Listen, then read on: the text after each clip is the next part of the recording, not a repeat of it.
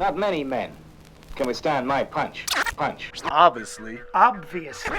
For sure. Got a set of hair on him. Black belts and chicken heads. Now, ladies and gentlemen, happy Monday. Happy Tuesday. It's a rainy Monday. It's a rainy Monday, and that's okay. And I want to compliment you. Can I compliment my boy? As long as I can throw compliments back, man. Please do. I mean, Congratulations, first of all, on the awesome patches that you've obviously earned on your jacket. Now you've got... Are you talking about the denim jacket? Maxima, which means seize the day, I think, yes. right? And then you've got sworn to fun, loyal to none. Because I am sworn to... amazing. Well, that's kind of our motto, isn't it? It sure is. Sworn to fun, Kinda. loyal to none. We've never said it, but is it kinda. the best jacket of all time? That's not bad. I actually just noticed that. That's fucking awesome. Sworn to none, sworn to fun, loyal to none. Bring it! I saw today as I'm walking my dog, it's very timely. I saw a thing it was kind of like one of these souped up Honda Civics. So the guy's loser. He had a fin on a Civic. That's old school. Yeah. But it's really outdated. Probably a young guy.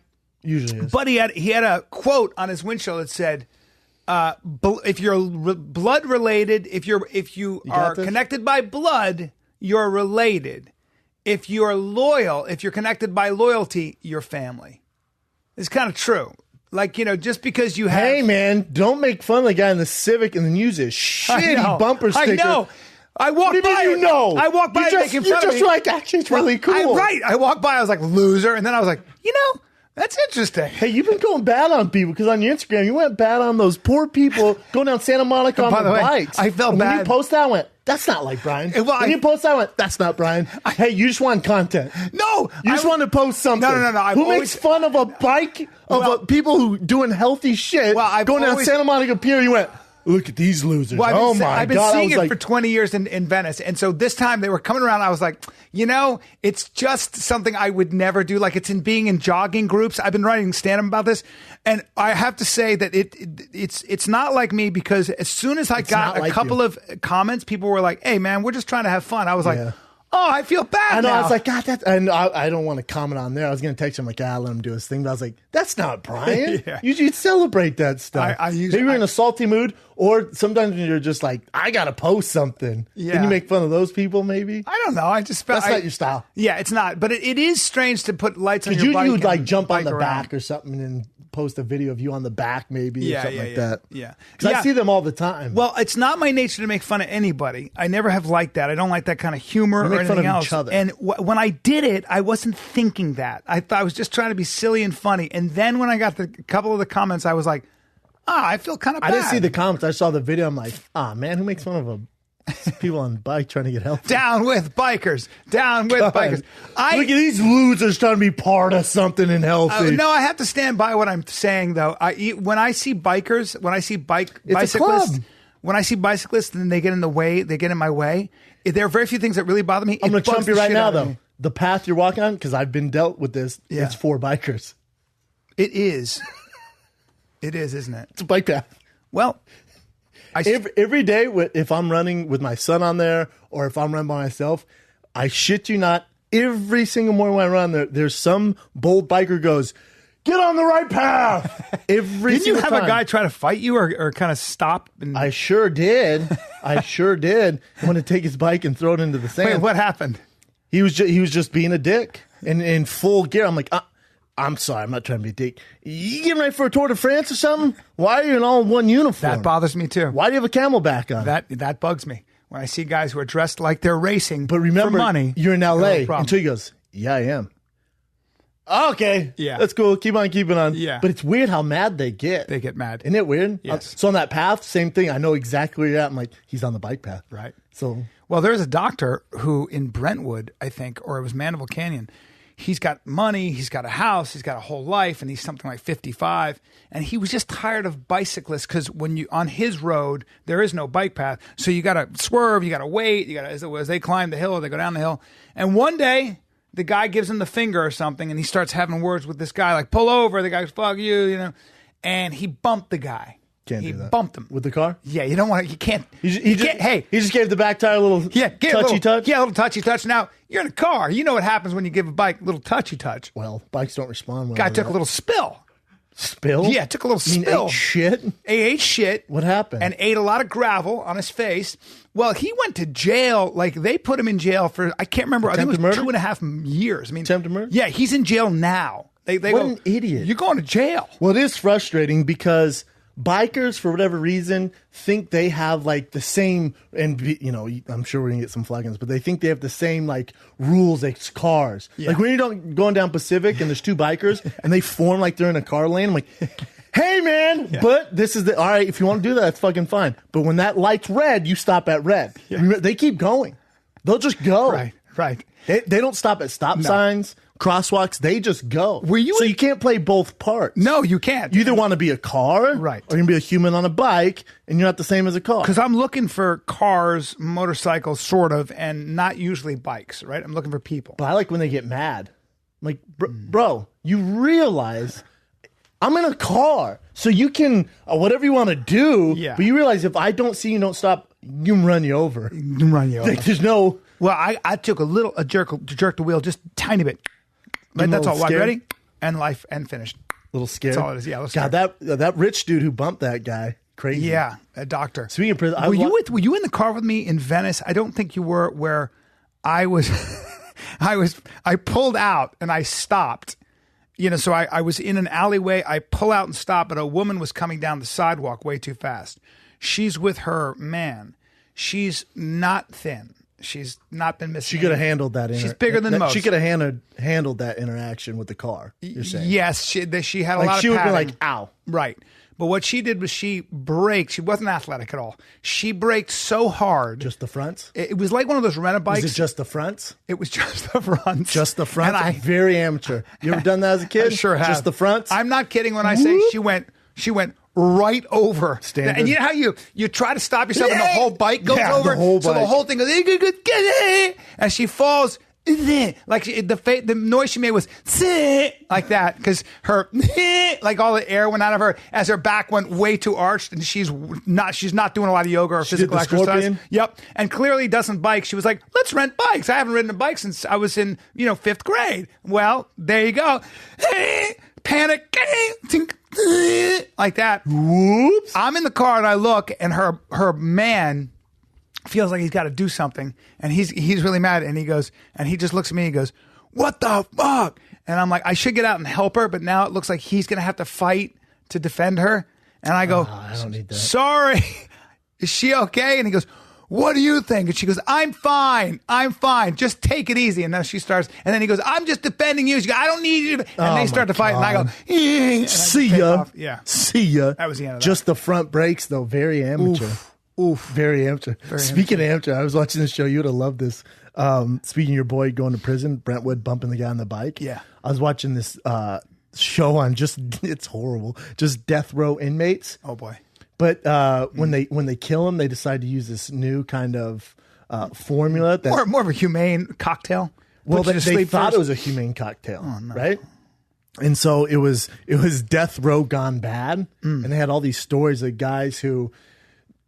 It's tough because when you hear what the guy did, you're like, who gives a fuck if it took 2 hours to kill him?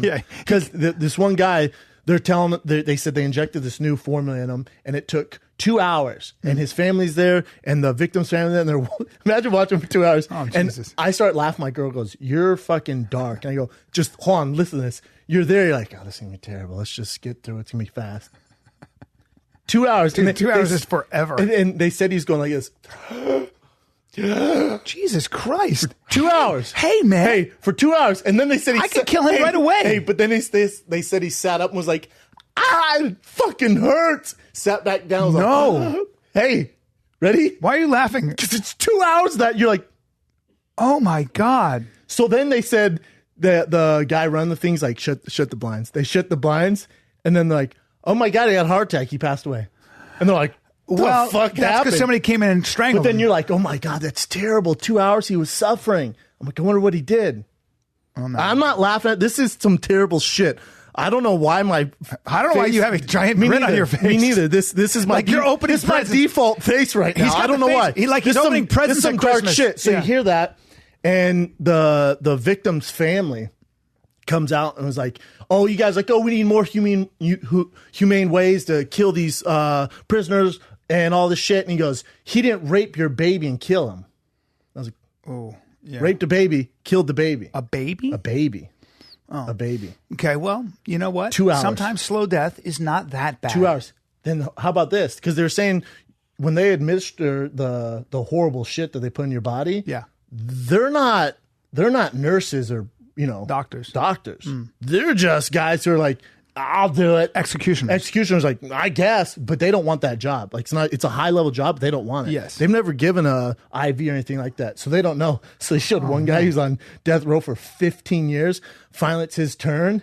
And they show pictures of him. He's the only guy that got away with surviving the death penalty because they couldn't find his veins. And they just show all these Band-Aids, like 30 of them, all over his arms, his neck, his feet. Oh, my God. Sorry, we're going to have to reschedule it for tomorrow. You have to come back. Can't find a vein. Oh, we'll get you tomorrow. All right. Can't find a vein. We'll kill you tomorrow. Bring in a vein specialist. How weird is that? That's very strange. How crazy is that? Yeah, that's very strange. 2 hours, and so he's still alive? No, they killed him eventually. They got to the vein. Oh, no. He is still alive because his fucking defense team was like, you can't kill a guy twice. Because they did inject it into him. Oh, my God. But they didn't do it correctly. So it went into his muscle instead of his bloodstream. Does that make sense? Yeah. So he has he's like blind to have one eye. His teeth fell out, blah, blah, blah. Oh, so he had some He's not doing well. He's not doing well. But his defense is like, hey, you did it. You can't kill a guy twice. Double jeopardy. Yeah. So he's chilling right now. Listen. Missing teeth one eye. Is it that hard to kill somebody? No, really. I mean, why don't we just shoot him in the face? Right. Give me a small knife. Why don't we just shoot him in the face? Well, they were saying how back in the day, like it was like a spectacle. Like we used to hang people, and there was barbecues, and the entire town watched. Yeah. Until the issue, because these botched killings, because they would do it, and then sometime the guy's neck wouldn't break. Or they had one guy who was like this serial killer who only weighed something like 90 pounds, and when they hit him, he went poof, around and around, and then head fell off. Well, that's and the what crowd was all, ah! Yeah. Like, all right, we can't do that. Apparently, Saddam Hussein's head came off. Really? I think he came through the chute. That'll happen. That'll happen. It'll pull your head off. A bigger gentleman? Yeah, a bigger gentleman. Your head will come off because your head can't. This is a very morbid thing, but firing squad, when all of them are aiming, so in the firing squad, they're all aiming at your heart. They all have blanks except for one. One person has a blank. No. Oh, no, yeah. One does, but they don't know, so they're conscious. So one person has blank, so nobody really knows if they actually got I'd be like, wasn't mine. I could feel the bullet, brother. Yeah, I think you did it, man. I saw your gun is a little heavier. Yep. I'd be that guy. Yes. Dude, you were flexing so hard. I wasn't. I was just there. There's nothing in mine. I can't believe you did that. They were talking about the guys who do the executions, even at the prisons. Not doing well. They don't train you how to deal with taking lives. The guy steering to the not doing well. Yeah. Not doing well at all. He needs a lot of therapy, and he looks in the camera and goes, they don't tell you how to deal with death. I'm a serial killer. Yeah. He goes, by definition, I'm a serial killer. Yeah. Well, drone pilots. So the ones that sit in Nevada and Florida. And talking about playing video games and blow people up? Yes. And the problem is that because those cameras are so good, they follow their targets a lot of times. And they'll watch them for months. And sometimes they'll follow them to their families' houses when they go every month. And they follow them. And then when they're given the okay to hit the target, when they've been watching this person and they've seen that there's a human side to them, of course. They have a mother and a father, whatever it might be. It's like bad guys in movies. When they tell their story, you almost root for them. Or it's human beings have always been profoundly uneasy with killing other human beings, which is why whenever you want your soldiers to kill that other side, you have to engage in propaganda. You usually, if you look at how they do it, they dehumanize the person. Nazis with rats. The Nazis with rats, the Tutsi, when they killed the Hutus in Africa and Rwanda, they liken them to cockroaches. You hear this all the time. I mean, when I heard... You're saying so they can't make them like human. That's they right. Take away the human you want to part take away their humanity. I mean, the first thing that... What is his name? The intellectual sort of guy behind the alt-right movement. He said one has to ask if they're actually human at all. He was talking about the liberal media. Then they likened them to Gollum, which is it was, I believe, traditionally a slang they used for Jews. So it's not hard to see that you're already dehumanizing them. The Japanese, when they killed the Chinese in Manchuria, talked about the Chinese eating their own children. So these young men those came guys in, dropping bombs are having issues? Well, so there's huge issues with that because it becomes very difficult when you're that removed. You're a patriot. You're doing your duty. You're a soldier. It's what you've been trained for. You are killing terrorists, but these are also human beings, and these people who are soldiers are just as complicated psychologically and emotionally as any of us. I don't think there's any training you can do. It weighs on you, man. It weighs on you. It does weigh on you. They're saying in the prison system, those executioners don't do well. Like, no. The suicide rates are insane. I'm sure. Dark shit. It's dark shit. Because think about it, that guy's been on death row for, 15, 20 years? Mm-hmm. So you might see him, talking to him every day, eating. You don't see the monster, this horrible crime he committed. No. It's like, it's a regular dude, and I got to kill him? Yep. Because it's very true. And then with this new drug, it's going to take about 2.5 hours. He's going to breathe like a fish out of water. So everyone's going to watch him. Be terrible. You're not seeing them during their crime. What you're seeing them is at rest, engaging, playing cards, hanging out with their friends. That's what happens. It's very removed. When I was I went to Miami-Dade County, spent a week in that jail, and I saw some bad people. Like I heard that this one guy did this and another guy did this. But the problem is that the one guy had broken into, two guys who I met had broken into a Wendy's or something. They robbed it and shot like 6 people. Yeah, you can't have that. But you're like, well, scumbag. But when you see them interacting and smiling and laughing and they're hanging out and shaking hands and then they're playing cards and you're like, those guys? And if you were around them for 2 years and they're, all of a sudden it's time for you to die, bro. Unless you're connected to them. Yeah. Unless you're connected to the victims. Yeah. And then, different story. Yeah. I want to see them die. And if you hurt children, maybe you want to see him die. They're talking again on that show. One of the guys who just would not die. They kept trying. It just was not working. They got to figure something out. Who the fuck? It was come hilarious. On. It's 2017. Like, I don't know what to tell you. But come up with poison. We'll try. Poison's not that hard. Talk to the Russians. We'll check it out. So we used to get all of those drugs to kill them humanely from Europe, and Europe was like, we don't believe in death penalty. We're not selling to you anymore. Ooh. So like, we'll figure our own shit out. Dude. And then those guys were like, the first ones to try it out. Didn't go well. But they were talking to the victim's mother. One guy raped this girl, buried her alive, and he's on death row. Jesus. And they were talking to her, and she's like, I don't want him to die. I want him to sit in prison for the rest of his life and deal with this. Right. This is too easy of an out. Yeah. Same thing with death is a release. Same thing with that idiot who the Dylan kid who did the church shootings. The white supremacist kid. Yeah. So he shot all them, right? And then he's on trial now, and he's representing himself. Smart kid to do that. Represent himself. Yeah. And he goes, I just want the death penalty. That's what I want. Like, everyone hates me.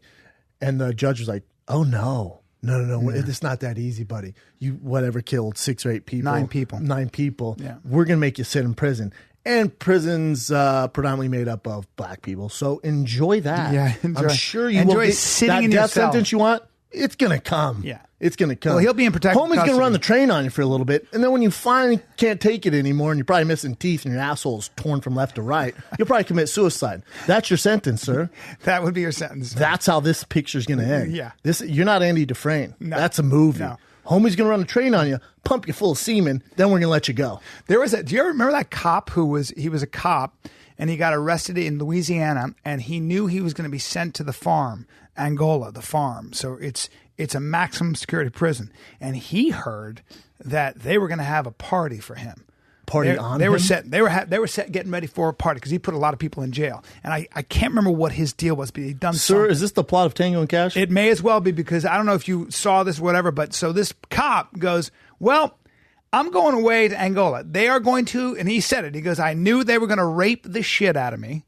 And so he went into the woods with some gear and basically lived there, I believe, for about 20 years and recently came out.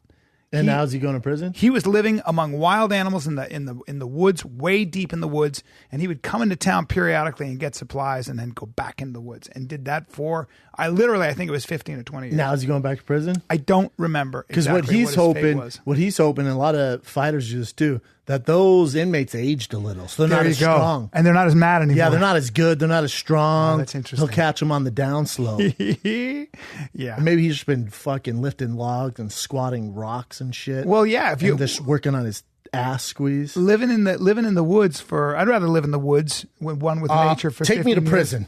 I'd rather go to prison. I don't feel like having a Warm train food, run on me.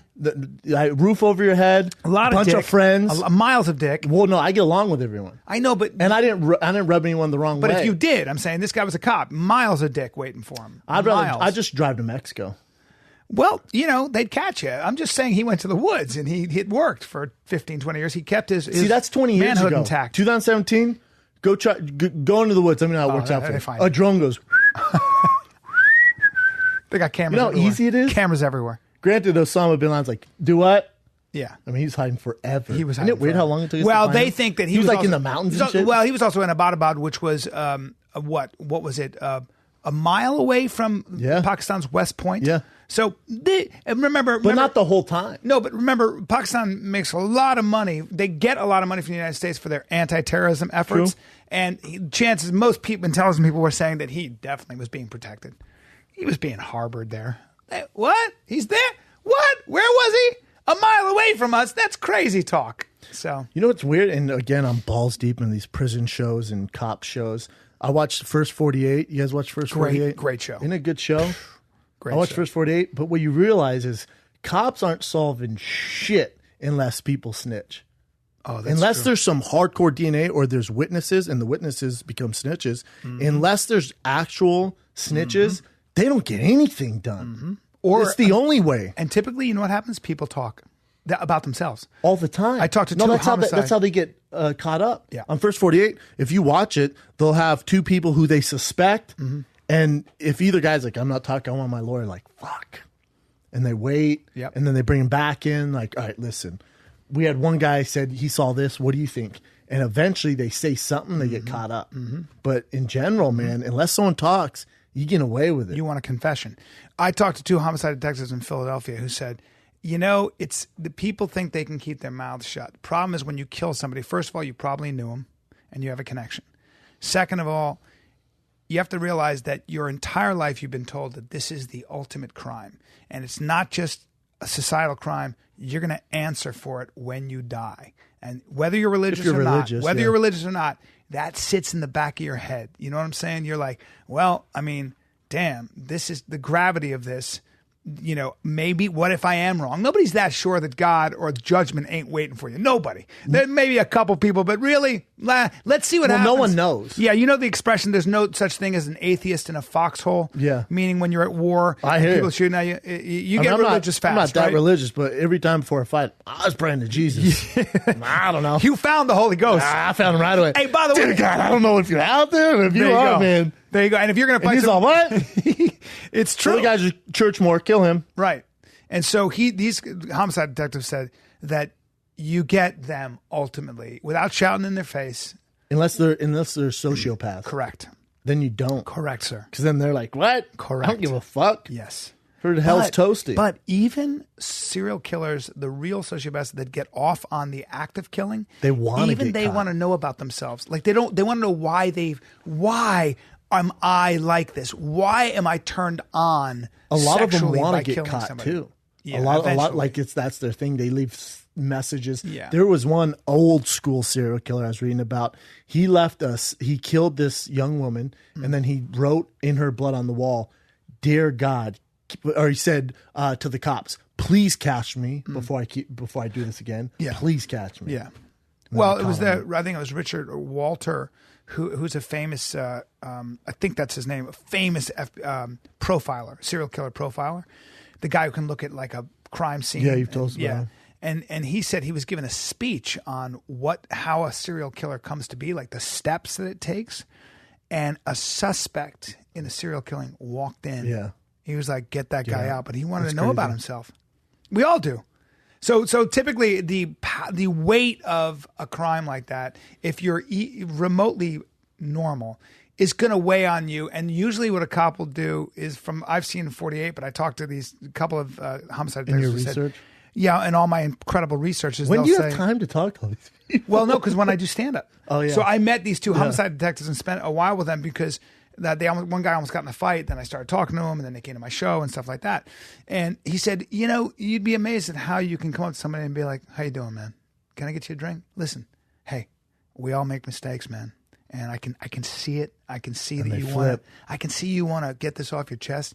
and you were probably tired. You probably dealing with craziness. What's going on with your financial situation? Well, there you go. And your family? Well, I mean, you know, I want to kill people too. So what happened? Talk to me. Did you hit the guy in the head first? I know you didn't mean to kill him. Oof. Yeah. They're screwed. A lot of times they'll be like, let me pray first, and then they come out with it. Oof. Yeah. Heavy stuff. So. Snitches get stitches for a reason. Snitches get snitched. Well. Sorry. Shit. I was trying to be You straight. don't know the lingo. I'm trying to be it's straight. All good. Snitches get snitched. Up in Snitches his end up bitch. in ditches. Nope. Nope. That yours isn't. That's not the way it works. Stevie Blue Eyes said when he was in jail for the first 2 weeks, the guy was like, man, I hope you're not a snitch because we like you. As soon as they got his paperwork, as soon as they found out he wasn't a snitch, they threw a little party for him. Did they? Yeah. I guess there's nothing worse in prison. Well, child molester. If you're a snitch, yeah. Well, obviously child molester, rapist, but snitch or if you call another man bitch, those are like the two deal breakers. Did you know that? You say bitch, you have to fight. Okay. Isn't it weird? Yeah, got to keep that to myself. Guys really don't call each other that, though, do they? I don't think I've ever called anybody a bitch. Maybe I have, for sure. Yeah. I think Nick Diaz used to always call people bitch. What's a lot up, of bitch? people do. Come on, bitch. It is weird. Well, you not that we have friends. There's some friends who talk like that. Yeah. I had a friend. What's up, bitch? In front of people, it's like, Jesus, man. Right. God damn it. I'm a dad now. Well, my buddy, tough guy, and was rock climbing, and there's a guy there. Say tough and the guy rock was, climbing? He's wrestler and tough guy. Okay. And he's also got a little bit of a screw loose, stunt guy, and he rock climbing. The guy was rude to his girlfriend. And my buddy, he's the guy who pulled somebody's pants down and spanked him because he was banging his girlfriend. Like a friend is supposed to be a friend. He pulled his pants down. He's like strong like you. Yeah. And the guy's like me, and he pulled his pants down guy? and spanked him. Nope. Strong like Better you. not be the guy I'm thinking of. Nope, it's not. He pulled his pants down, spanked him. He spanked him against his truck. Whack, whack, whack, really hard. It's embarrassing. And he said to this guy, sitting on a rock, he was rude to his girlfriend. His girlfriend started crying, and he goes, hey, I got an idea. They're up out in the wilderness. He goes, how about I pull your pants down and I fuck you in the ass? And the guy goes, excuse me? He goes, I'll pull your pants down. I'm going to fuck you against that rock. And his girlfriend goes, what? She was like, whoa, No. whoa, what's going on? And Babe, are you gay? Yeah, He's out, no, I'm trying to be tough. Babe. Right. Are you gay as shit? You know what No. I'm going to show him who's boss. Do you know what the guy said? Hey, man, you want to suck my dick? Babe, stop. No, I don't want to see him suck your dick. No, I'm trying to make a point here. And you know what my friend said? You know what the guy said to my friend? Look at me. Your boy's gay. Well, when he gets mad, he'll fuck you. And Your boy's gay. He's a big guy. And you know what the guy looked at him and said? The guy looked at him and goes, no, the guy goes, the guy didn't know what to do because the guy, my friend's big. And he goes, I'm 48 years old. That's all he can say. That was his only comeback. I'm 48 years old. It'd been great if he went, I'm down, man. I'm actually gay as shit. I'd love that. Yeah. On this scenic view, do you mind? Yeah, no, I've been dying for ass. Let's just... Exactly. Well, what a weird, horrible move. Yeah, his girlfriend told me the story, and then he goes, well, I was mad. I was mad. I was like, well, all right. Hey, bro, real quick, I don't care, but you're gay, right? That's so clear. Yeah. You threatened to sodomize him, not beat him What'd he say to your girl? He said she looked stupid in those REI pants. Well, and you were going to fuck him in the ass? You're damn right, man. I didn't like the way he talked to my girlfriend, so I threatened to put my penis in his mouth. Are you dying to fuck somebody in the ass? Yeah, that's clearly like looking for any excuse. You cut me off. You cut me off again. I didn't cut you off, man. Dude, one more time, I'm going to suck your dick. How about I suck your dick? Dude, make one deep breath, I'm sucking your dick. Say anything. Eyeball me. If your eyeballs are in my vicinity, I'm telling. Look over here, and I'll pounce on you. I'm a power bottom. Say something. I'll peel your peach. Say something. I will put your balls in my mouth. That's right. I'll peel it. All right. We good? Yeah. Or am I sucking your dick? Because now I'm confused. What's your number? You want to go out sometime? Sorry, I was mean to you. I'm sorry. What's your nationality? Hey, you look dark. Seriously, your friend is gay, though. You know that, yeah? Well, it's an aggressive thing to do. There's a difference between aggressive and then just dying to fuck a dude. It is a weird thing to do. It's a very weird thing to. But isn't it also? Couldn't it also Did your girl leave chalk on this fucking rock? I gotta fuck you in the ass. But Frank Mir told me he would do that. Frank Mir said that if somebody was, he said it completely different though, right? Yeah. Well, Frank said he would do it if he caught another dude fucking his girl, and he'd make his girl watch and they'd film it. Well, he would duct tape the guy and he'd take Viagra so he could get it up. See, Frank is a planner. Mir's a planner. Mir's a planner, and he was ready to go. Your guy is on a rock in the wilderness and can get it up. His go-to is, I'll suck your dick. Well, no, he didn't say it. Suck your dick. There's a big difference. He said, I'll fuck you in the ass. Now, here's the problem. When you say that, it means you'd be able to, in your fury, get it up. Now, that I would agree with you that no matter how mad I am, and I'm really want to humiliate somebody, I'm not going to be able to get it up for your 48-year-old rump. It's not going to happen. Even if you're a really good-looking guy. For that to even smooth. cross my mind, that if I'm in an altercation and I'm not like, I should fuck him in the ass. That's never ever crossed my mind. It's never happened when you take somebody's in back. my 33 years of being on this earth. Never have I went, I'm so mad, I'm going to suck his dick. Your friend's insanely gay. And he probably shouldn't tell that story. It's great. Well, Frank Mir said he'd have to his credit, the guy he beating somebody up would be too much. You have sex with my wife. What I'm going to do is I'm going to duct tape you. I'm going to take Viagra. Wait about 20 minutes. Get it's it on up, a podcast, gentlemen. And then I'm gonna bang you. Now, yeah, when Frank Mir wants to do that, and he instead of getting beat up, that's one way of getting everybody back. I guess that again. It's a tough thing to do. Right? Tough. Yeah, I don't think Viagra. There's not enough drugs in the world for me, and I have no problem with it. No, my life would be way easier if I was gay. I'd be killing the gay. Yeah, you would. But I'm not. No. And there's no drug that would be like, yeah, let's do it, man. No, it's just, I guess a shitload of Molly mixed with Viagra, and I got girls around like encouraging me. No, you just put a blonde wig on him, maybe a dress. Not going to work. Put this dress on right now. Put this blonde wig on. Don't look me in the eye. Doesn't work. Shave. They still got the muscular back. It's not going to work. Well, what if you make him speak in a high voice? Nope, not going to work. Perfume him down? Nope. Shave him down. Wax him. You got to wax him. It is is the ultimate thing to do to a man, though, isn't it? It is. It is to do such a thing. I'm sure it's been done, and I'm sure it's been done in war and things just to prove. But again, your point though. Your point is you got to get it up now. So there's got to be something going on there, right? Oh yeah. I can understand wanting to punch somebody in the face until they die. I want to smash your face, but I've never had a need to actually. Anyway. Never. No. Because like if a dog attacked your wife, like you want your dog? I'm gonna fuck that dog. Right. I'm gonna fuck that dog in the ass. Yeah. The ultimate. I had a guy say, "I'll eat your dog if he bites my kid." I was in Central Park. See, that's intense and crazy enough. Where I go, that dude's playing for real. Yep, he was too. He was a messed up guy, and his wife yelled at him. Don't hate me. Was he Asian? Nope. He was a loose cannon. I could see it by the way he was walking. His girlfriend. He goes, "My dog went up. My girlfriend's dog went up. Pit bull." And was very friendly to children. And he said, is that dog all right? And I said, she's great with kids. He goes, I'll eat that dog if he touches my kid. And I got it. And she goes, oh, John, stop it. But he's a guy who was ready to fight and dealing with a lot of energy. See, I like see that. There's no, it's very black and white. And I get like, hey, I'm so crazy. I will eat your dog and fuck you up if that dog bites my kid. That I understand. Because you know why? If you guys don't have kids, you understand when something like that happens with your child. Yeah. The sense of fury. You do not have the vocabulary to express how down you are to fuck anything and anyone up if something harms that kid. That's right. So when he went, I will eat that dog. I get it. Yes. I 100%. And he would have eaten it. And I would do the same. Yeah, I get that very much. I wanted to start this whole thing off talking about the Golden Globes, and we've been covering death penalty. We've been covering lots of sodomy. I laughed at a guy be on death penalty for 2.5 hours. Yep. But you know what? And then I even mocked him looking like a goldfish gasping for air. Yeah, but then again, am I going to hell? It's up to you guys. He's a baby killer, so I'm justified. Yeah, I now I get why you're kind of trying not to laugh. You know what I mean? Oh, you want to talk? But for sure, come up with a better poison. The Russians, yes, we'll get into that. We'll get into that. We'll get into that. But the Russians have a poison that they apparently can put on like a doorknob. Yeah, that's not. It's sightless. It doesn't smell like anything. Right? Yeah. And you touch it, and you'll get a heart attack. You'll just die of a heart attack. Just dead. Oh, you got a heart attack at 40? Oh, hand me that cup of tea. Yeah, and you have no idea what happened. Right. But meanwhile, we're coming up with these concoctions that aren't working.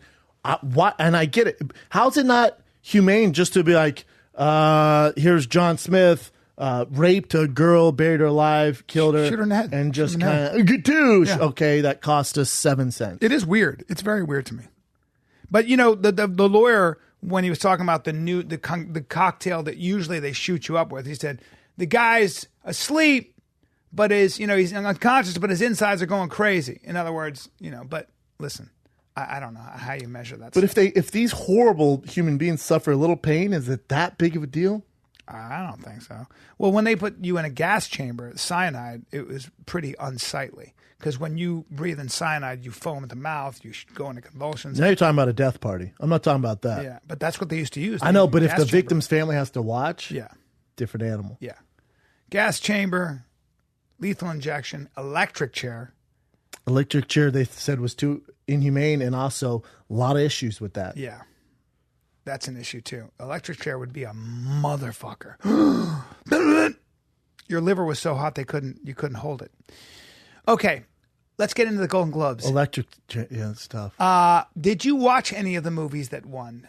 First of all, I watched all the Golden Globes. The movies that won. So I haven't seen Manchester by the City. Neither have I. I hear it's great. It's great. Mm-hmm. I saw. It's embarrassing what I've seen. I've seen Deadpool.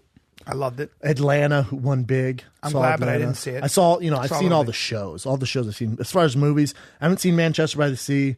I haven't seen La La Land, although I love musicals. I want to see it. What else won? Deadpool didn't win. Yeah, I know. Ryan Gosling won. Hey, help me with this, Special A. Ryan Gosling, good-looking dude. Not a heartthrob, though, is he? I think he's overhyped. I agree with I don't think he's like Ryan. Like, there's Ryan Gosling, there's Ryan Reynolds. Ryan Reynolds is a dime piece. Yeah. But, like, just as another human being, I can, like, when someone says Dave Beckham's good-looking dude, yeah, for sure. When they say Ryan Gosling, I'm like, he's all right. Hold on, let's get. I had kids in my high school that look like him in college. He's not like God's gift to mankind. The next good-looking person.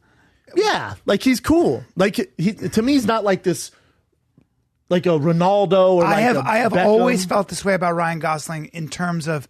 The same way I feel about Tobey Maguire. Like he's very understated. He does his job. He's good, but I've never felt like I got to go see that movie because of that guy. You haven't seen Notebook, then. People love him so much, and he became such a star. He had a while where he was making these independent movies and it wasn't working out.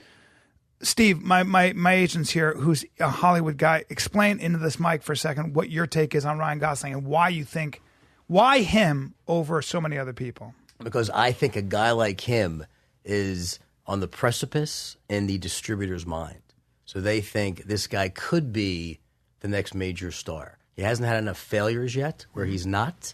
So I think he's somebody they feel kind of like a Jake Gyllenhaal, right? They keep giving that guy shots and shots and shots. He's my favorite. Right. And he broke out and did some great movies. I think Gosling is similar. I think The Notebook was amazing. They felt he was the guy, and now they keep giving him shots. So La La Land might be that movie that moves him up. Transcends him to the next level. Yeah. But I think, again, these guys, who you can also still get them for a price, right? Because since he's not Jake yet, he's probably $1 million or so a picture versus the $5 to $7 a picture. That makes sense. Oh, okay. And he does his job. He does his job. Okay. Yeah. All right. Yeah, but I was talking to my girl last night. I went, man, I'm not a hater at all. I appreciate a good looking dude. And I went, Ryan Gosling does it. She goes, no, I don't get it either. I mean, again, not bad looking. No. But not like a heart. I think it was People's Magazine 6th Man of the Year like a year or two ago for sure. Yeah. I don't know. Ryan Reynolds, I get. It's always been Cutie pie. Yeah, he's a stud. If I'm gonna threaten to fuck somebody, it's gonna be him. And he's funny. Ryan Reynolds is so funny to me. Yeah. You know, I think that Ryan Gosling is elegant. I guess that's the best word for me. He's very elegant. But I feel like he tries to be sexy. Like when they show him like on the red carpet, he's all just dead serious. When Reynolds is just like, "What's up? Yeah. Like I'm a dude. What's up?" There's no comparison. To me. There's no comparison. Isn't it weird? After Deadpool, put Ryan Gosling in Deadpool and see what happens. Well, put Ryan Reynolds in Notebook. Like I think he can pull it off. Nah, I disagree. They're two different lanes. I think Ryan Reynolds can pull it off. Ryan Reynolds is put Ryan Reynolds in La La Land, a love musical, not his cup of tea. I don't know, man. They're I think so different, brother. They're both great at what they do. I think Ryan Reynolds can do it all. I think if you can do comedy like that, I think he can 100% do drama.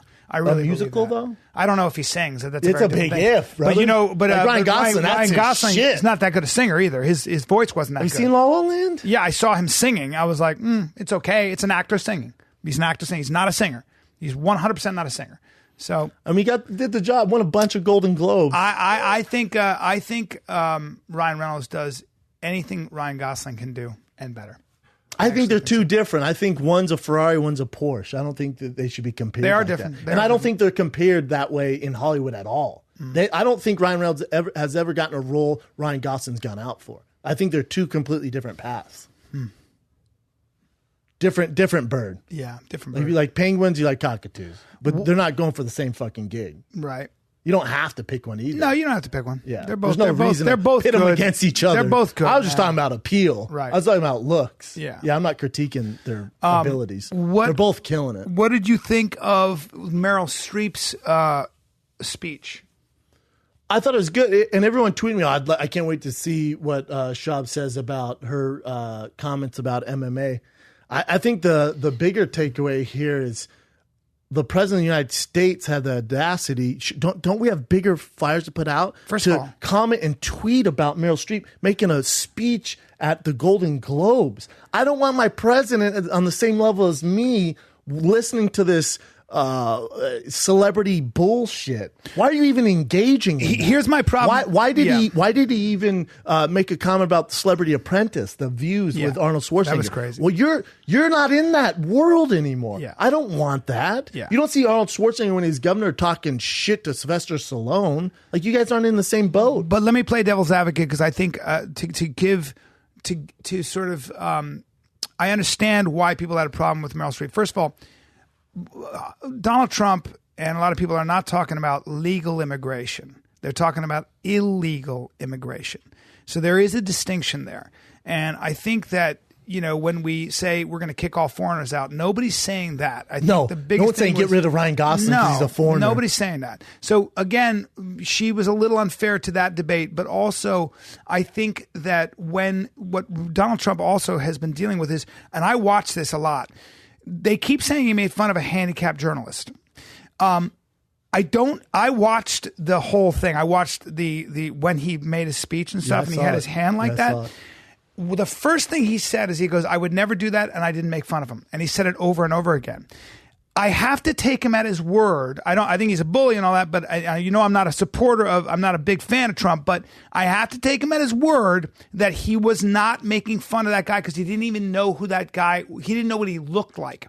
I will take that on faith, but we have heard them pound that over. And for 100 times he said, I wasn't making fun of the guy. I didn't know I would never do that. What I was doing was I was acting like, I forgot. And his hands were doing this. I watched it twice. So I have to take too much benefit of maybe, but I'm also not, Donald I'm not Trump. one who gives some people a lot of credit. But the first thing he said, and from day one, was, whoa, what? I didn't know he was handicapped, and I would never do that. When I hear that, then I go, all right, let's let that lie. But they have been beating him with that since day one. There are other things that are more productive to beat him about. There are other things that could be more, So you think Meryl Streep was in the wrong? But here's my thing with Trump. You can't call Meryl Streep an overrated actress. Hey, no, I've been doing this for 21 years. I don't care if he put out some hateful shit. You can't even engage. I agree. The fact that that even gets to you. I agree. You can't. That should be water. You're the president of the United States. Hate to tell you, any decision you make, 50 and 50, people are going to fucking hate you. People are going to like you. If you worry about this public opinion over here, you're never going to get shit done. He's a narcissist. He's a pathological narcissist. But I figured once you've won. You've won, man. All right. You did it. Congrats. No. Don't get on Twitter and engage in this bullshit nonsense. Donald Trump will do that to everybody who says anything bad about him. He's a bully. But he's so clumsy. You called Meryl Streep an overrated actress. I've been doing this for 25 years. Let me just say something that's unequivocal. There is one person who stands above, and Christian Bale, Daniel Day-Lewis, everyone. Robert De Niro. I don't give a shit who it is. And these are great actors, and they would agree. There is one person that stands above all of them, a towering talent, and that is Meryl Streep. She can do what no one else can do. I've been doing this 25 years, and I don't think there's ever been an actress like her. She is on another level. She is not overrated. She's one of the greats. But I do think, and I understand why that'll people get to you, have a though, problem. as an actor. Donald Trump knows what he's doing. That's cool. I'm president of the United States. You're overrated. Yeah, you're overrated. Yeah. I mean, what a fucking douche right to the liver. Yeah. What a power shot. She's proved herself. I don't know how many Oscars she's been nominated for and won. I know, but whenever has the president of the United States went, that's cool. You biggest night, won a huge award. You're overrated. And I'm going to tweet that out. How insane is that? It's embarrassing. Our president even engages in that. He goes out to Arnold Schwarzenegger. He's like, wow, got smashed by the ratings. Oh, by the way, you supported Kasich and Hillary. Dude. Hey, dude. I just let it go. Hey, you're the president, man. Why are you tweeting me right now? Yeah. What are you doing? Concentrate on more important shit. What the fuck? The woman from Vanity Fair, didn't she call the dumplings at Trump Grill? She called the dumplings gray and flaccid. And he goes, has anybody seen how bad Vanity Fair is doing as a magazine? The numbers. I mean, he can't help himself. He's the most insecure human being in the world. And if you say one thing, Donald, you're orange and your hair's bad, you're a fucking loser. It's crazy. I invented cancer. Yeah, I know you're overrated. It's like the ultimate trolls in the White House. Isn't it weird? Yeah.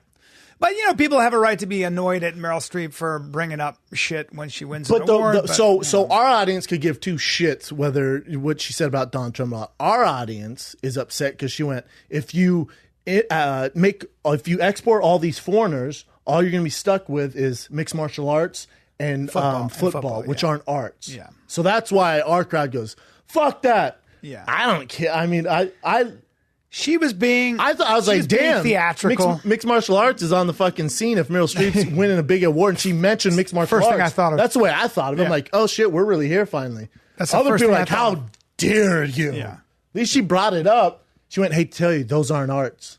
Well, the problem I have with that is that they are Meryl art. Streep is like a lot of Hollywood and a lot of sort of the other side.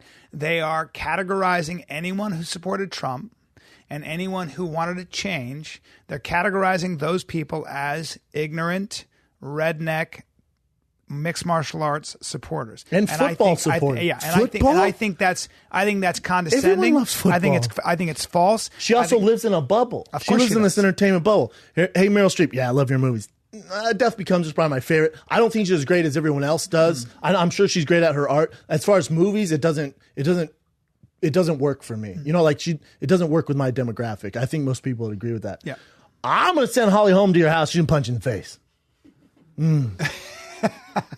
I'm going to show you what art looks like. Well, I just think that I think it's more of the idea. Maybe I'm lucky enough to be able to travel the country and really interact with a lot of people who I'm sure are Trump supporters or just people who make up a large fabric of this country. Just because you support Trump and I didn't, just because you support Trump doesn't mean you're ignorant. Doesn't mean you're a redneck. No, doesn't mean anything. It meant you wanted to change. I know it meant some you wanted smart a little people, dignity yeah. in your life, and it meant you wanted to take a chance. And you didn't like Hillary. Yep. And that is when you. And that's why I've been always very careful to never criticize Trump supporters. Hey, and then Chin came out, or not Chin. Chin, you brought up Scott Coker sent Meryl Streep an open letter. Yeah. And said, come to the next Bellator. This is January 22nd. The 21st one, I think. Yeah, 21st at the LA Forum versus Tito Ortiz versus Chael Sonnen. Yep. You know what? I don't know if that's art. Maybe that's not it. I don't know if that's art. I don't know if that's the best one to go You know what's great about... She's all, the fuck? Why are they so old? But I stand corrected. There's tons of meatheads here. They all vote for Trump. By the way. I stand corrected. I'll see you guys later. You know what I'm saying? I hate to say it, but you're so fucking right about that. She'd be like, oh my God, this is exactly what the fuck I was talking about. Watching guys just punch each other and then celebrate. And then Chael gets on the mic. I'm the real gangster. What the fuck is... Now they're doing theatrical shit? I stand by it. Here, Tito come from the top ropes with the Mexican-American flag. It's not going to change. Coming to America. Meryl Streep's like, oh my God, this is worse than I thought. What the fuck is going on here? Fake tits everywhere. Hookers. Girls, muscular fucking guys. Oh. Yeah. Got affliction shirts in the crowd. Rip his head off! Trump! Steroids, tits. She's all, oh shouting. my God, I have to get out of here. I need to leave right now. You are so fucking right about that. MMA crowd, they're tough. Those are my people. They're a little tough. I love them. It's I love tough them. sell. I love them, but yeah. I think you're watching on pay-per-view, girl. I think Spike's free, though. Spike's free. It's Spike TV, January 21st. Would win a Streep Trump fight in MMA? That's the question. Oh, I think Streep would beat Trump's ass. I think Streep. I think Trump would take her by her old face and grab that ponytail and uppercut her so hard with his orange fist, Ray Rice style. Yeah. That's how it would go Trump's down. a big boy. Yeah. Meryl and has vicious. Meryl has a lot of emotional power, and She does. she would cry on him hard. She would just hit him with tears that would might shoot work. out of her face He'd and feel bad drown, for her. waterboard that motherfucker standing up. You might. She'd waterboard him. Yeah, but the real winner for the Golden Globes for me was what's his name from Childish Gambino. What's his name? The rapper. Donald Glover. He produced, wrote, and directed the show on FX Atlanta. Atlanta, and then he's a beast. You know how he finally got into rapping? He's an amazing rapper. He sells a shitload of records. But Tina Fey was like, dude, because they were on that show 30 Rock together. I think it was 30 Rock, and she was like, you need to start pursuing this. Damn. And then he finally did it. Now he's huge. He also was the best dressed of the night. Good for by him. far. Good for that By dude. far, he's the best dressed of the night. I love that. Gucci suit.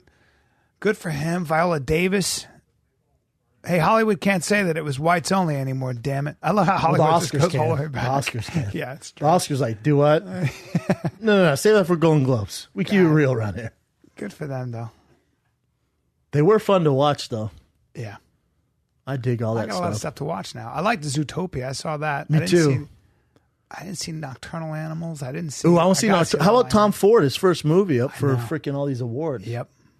Oh, you know what? A friend of ours had a jacket on. I won't say his name on the air, but I looked at it and it was the same kind of jacket. Remember, I put on that maroon leather jean coat. Remember, it's Salt and Soda and Scotch and Soda Yeah. or whatever.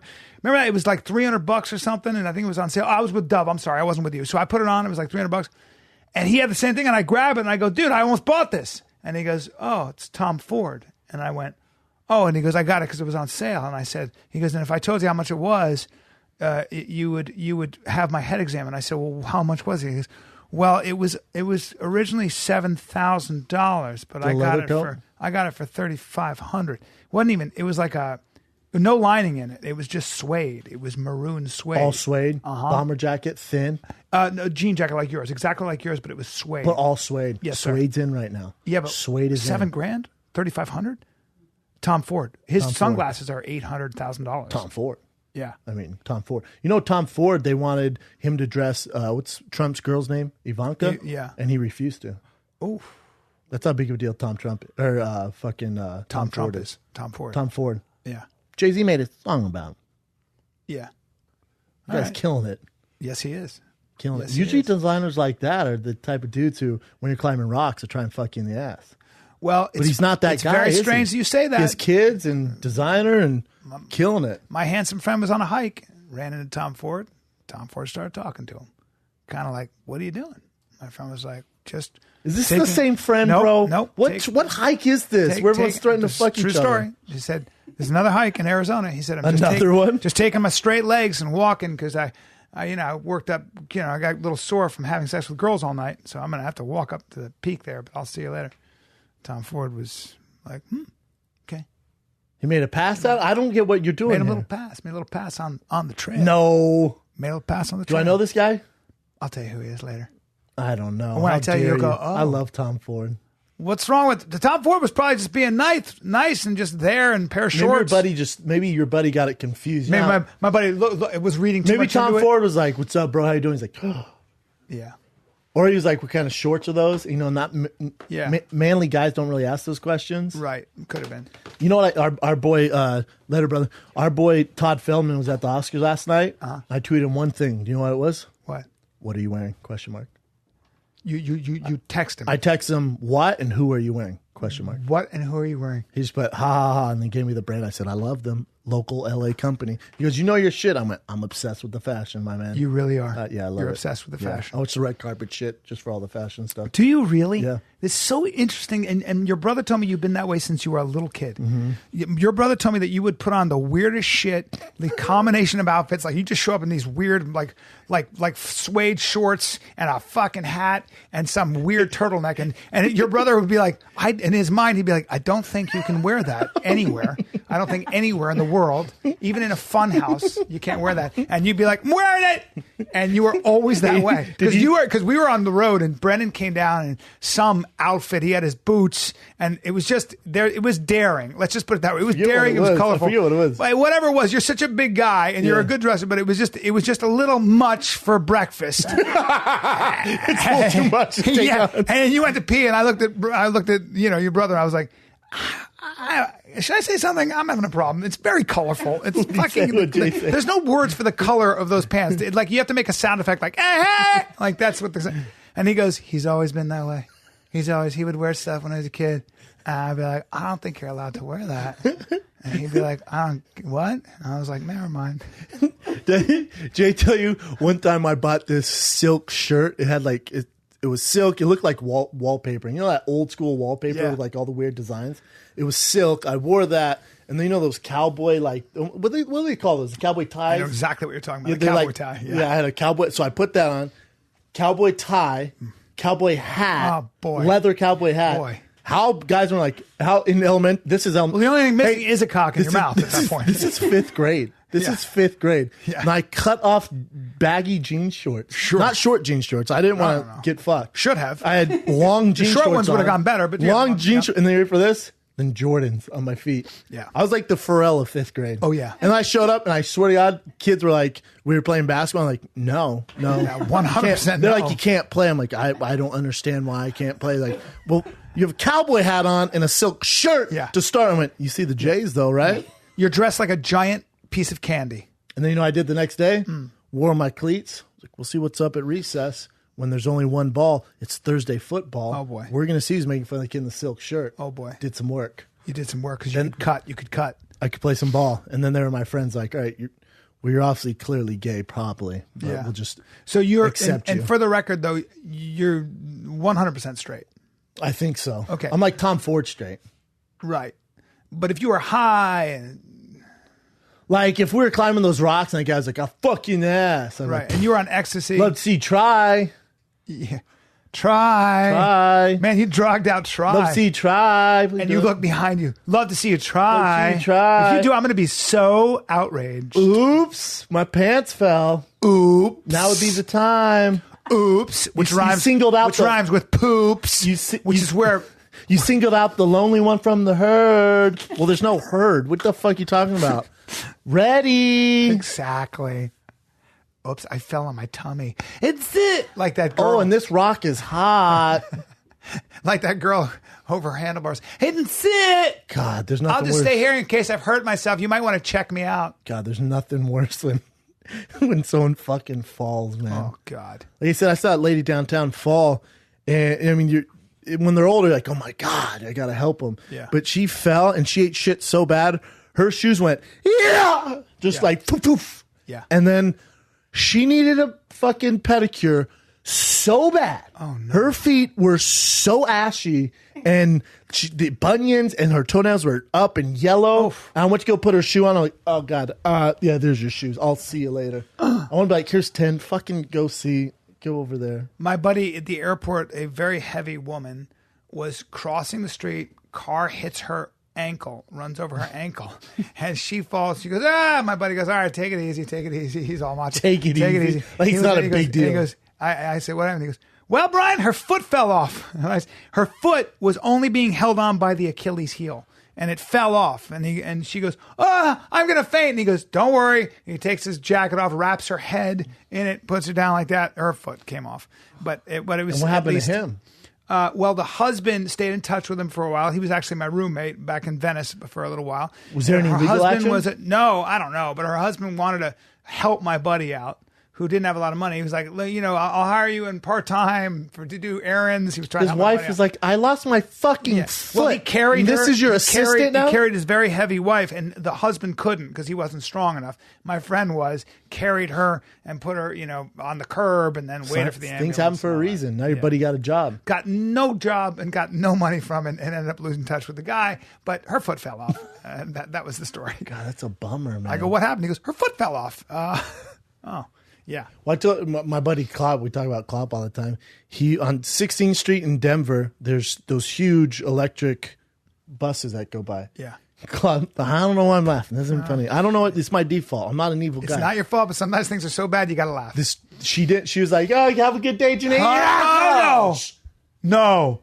And he's texting me, or I think we're on the phone, or he's texting. He goes, "Holy shit! I just saw a lady get hit by a bus." I went, "Damn, that's crazy." And we're engaged in some deep convo. Dude. And I just text him something like, "So what happened with the fight?" And he goes, "Hey man, acknowledge what I just fucking told you. This lady just got hit by a bus." I'm like, "Oh, is she okay?" He goes, in capital letters, She got hit by bus.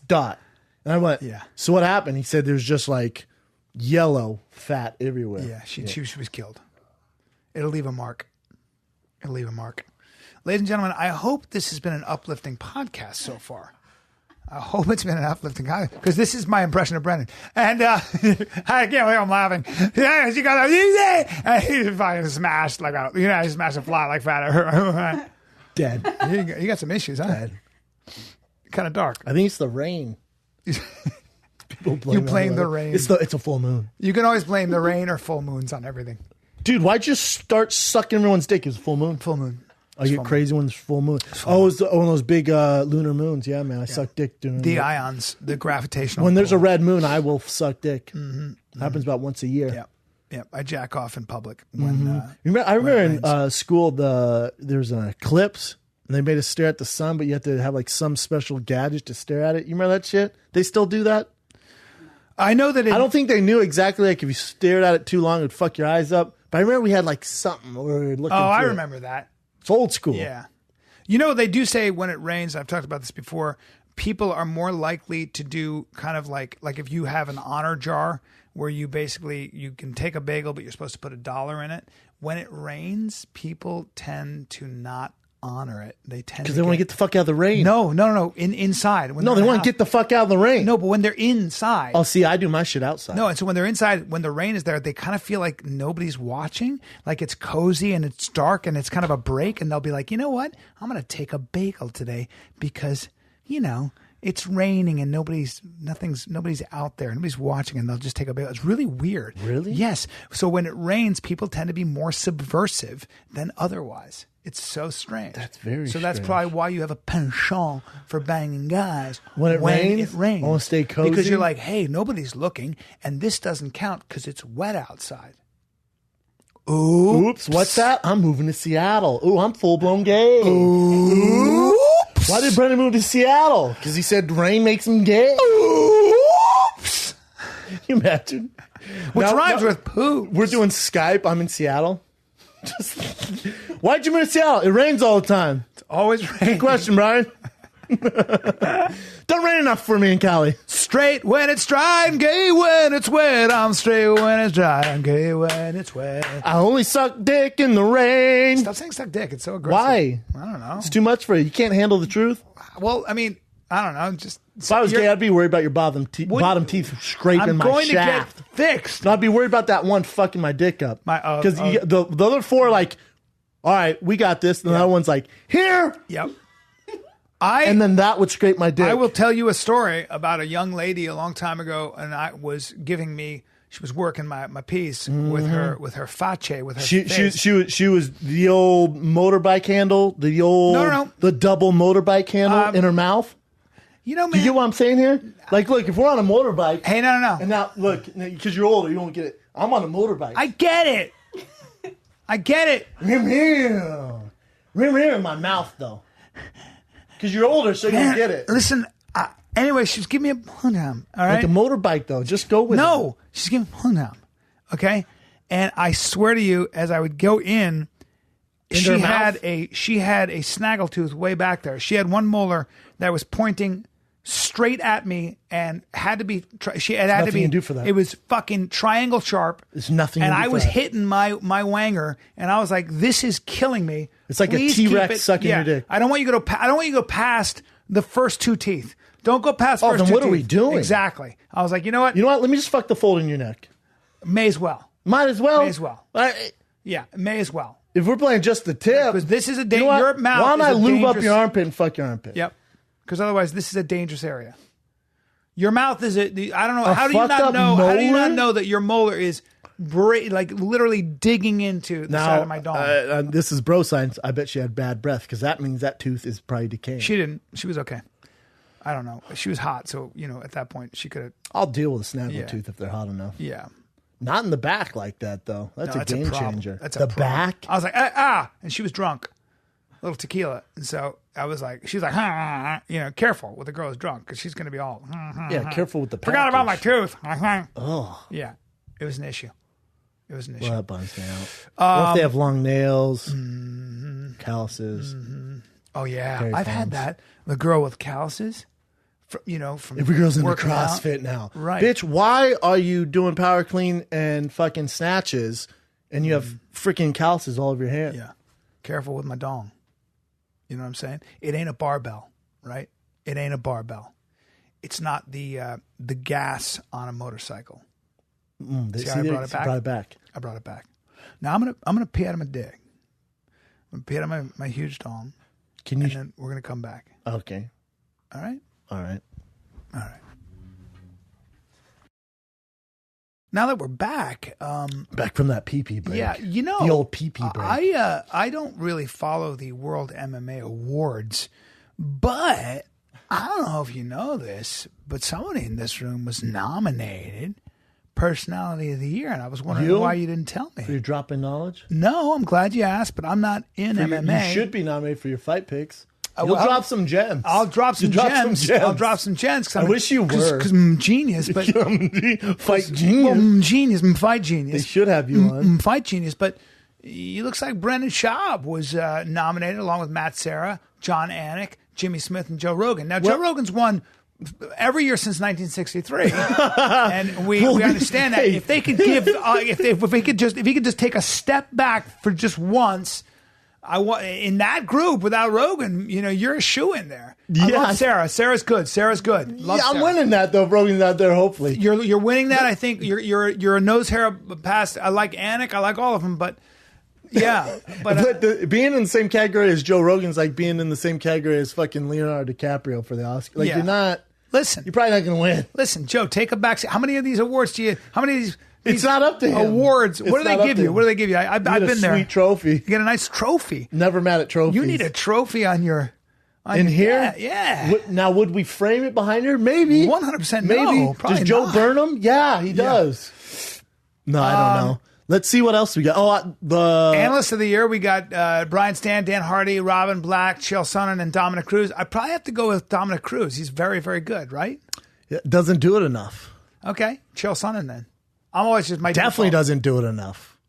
Analyst of the year. So that's analyst, right? Yeah. So Brian Stan then. I don't know. and now as far as knowledge and outside the box, Robin Black. Really? The shoe in on that would be Brian Stan. Okay. Best MMA programming, watch it just enough. all UFC stuff. Yeah, I don't care about that. Yeah, Go me up. neither. Go up. Let's see the- Chin. Let's just do fight of the year. What do we got? Well, we got Fighter? or fighter fight? of the year. Who you got? My take there is Donald Cerrone. And why is that, B? I just think he moved up a weight class and has won so decisively and knocked everybody out. Well, not. He's just on a winning streak and he fights more than anybody up there by far. And How many times did he fight in impressive. 2016 compared to Cody Garbrandt and Stipe Miocic? They're probably all the same. So Cowboy's my boy. Yep. But Fire of the Year, not. Cody Garbrandt, beginning of 2016, unranked. Unranked. Fought 4 times. Unranked. Knocked everyone out. Yeah. Unranked. Then beat Dominic one of the best Cruz, of all time. pound for pound, greatest of all time. World champion, ranked number 1 in the world. Hey, real quick, let's just cover Cody Garbrandt's 2016. I'm going to say it again. Unranked, not in the top 15. Yeah.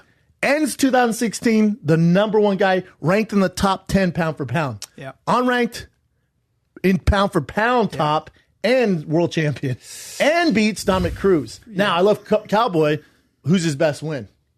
You know what, man? At 170. And Cody won the belt beat outclassed Dominic Cruz. You have a real point here. Now I may have to stand corrected, but can I throw one more thing in there? Well, now let's go to Stipe. Beats Verdum in Brazil to become world heavyweight champion. Yep. Then beats Alistair Overeem. Yep. Knocks him a very strange fight. But how about Conor McGregor with 2 belts? Well, Conor lost to Nate though in 2016. Well, but he also won. He came back and beat Nate at 170, and then dismantles in very quick fashion Alvarez. So you're talking about a 2-time belt winner now. But then again, it's a tough one, man. That's a very, very tight heat. The only thing is again, Cody Garbrandt. We know how great Conor McGregor is. We're just saying for this year, unranked to beating the pound for pound top 3. Yeah. And being a world champion. Yep. Like Conor McGregor started the year number 1, ends the year number 1. But what he did is ridiculous, especially at 155, beating Eddie Alvarez. I think you're right, Brendan. I'll tell you why. Because you're talking about a guy who's unranked, and when you look at the ascension, so it's one thing to hold your belt. It's another thing. I mean, look, all great. Everybody up there is amazing. But, to go unranked, and then you're talking about the fighter of the year, right? So somebody who in 2016 distinguished themselves as the biggest surprise up there is Cody Garbrandt in terms of starting unranked and winning the belt and beating Dominic Cruz. I'd say Bisping's the biggest surprise. I've been on this Cody Garbrandt train for quite some time. I don't think so, and here's why. As amazing, Luke Rockhold on 8 days' notice was shooting a movie in Toronto. Yes, it was amazing and everything else, but he beat Anderson Silva. Yep. And he beat Dan Henderson. Yep, but I'm still going with, I think Cody Garbrandt is the one who came out of nowhere and to start unranked and to beat Dominic Cruz. Well, Cody's my pick, but I'm just saying, think of Michael Bisping. Let's just go through Michael Bisping. I hear Let's go through his 2016. Beats Anderson Silva, outblocks Anderson Silva in London. And almost got knocked out by Anderson. No. Did get knocked out. Yeah, and came back and won. Yeah. Then he beats Dan. Then he knocks out Luke Rockhold. Yeah. Knocks him out on an 8-day notice, shooting a movie in Canada. Knocks him out. Huge upset. Then you're like, all right, what's he going to do next? Then they give him Dan Henderson's last fight. He beats Dan Henderson and gets dropped 3 times by the H-bomb, still beats him. Yeah. Yeah. Man, and he's also, it took him 10 years to get a title shot. God, it's a tough one, man. I don't know what I would do here. I don't know.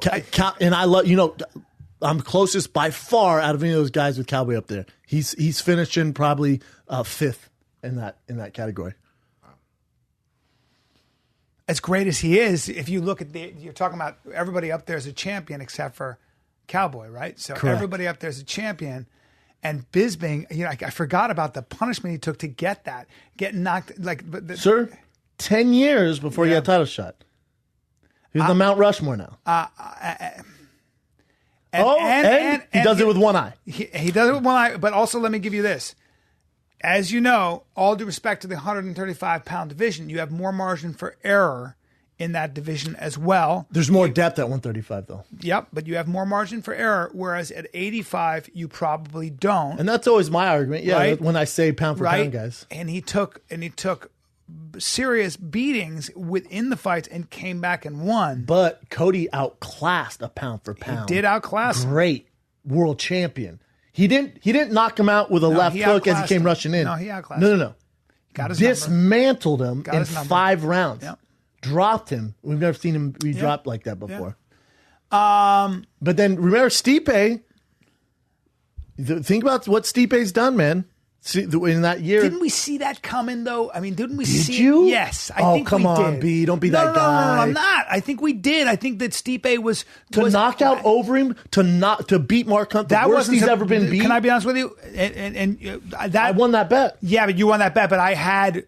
Listen, don't be this way. Oh no, no. I had Stipe. Back? No, I'm not going back. You did that to me, and I took him and you still haven't paid on the me, podcast. You still haven't paid me. Because I had Stipe in that fight. Well, no, I had Stipe. From day one. I had him. Let's look at his. Hold on. Let's look at his 2016. I knew would be clean. He'd be drug free. So he murks Andre Arlovsky. He murks Verdum. He murks Overeem. That's his 2016. Mark Hunt. Well, no, Mark Hunt's 2015. Okay. Yeah, I know that, but I saw it wasn't and that remember, hard. To your argument though, heavyweight has the biggest margin for error. Yes, I mean smallest margin for error. Yeah.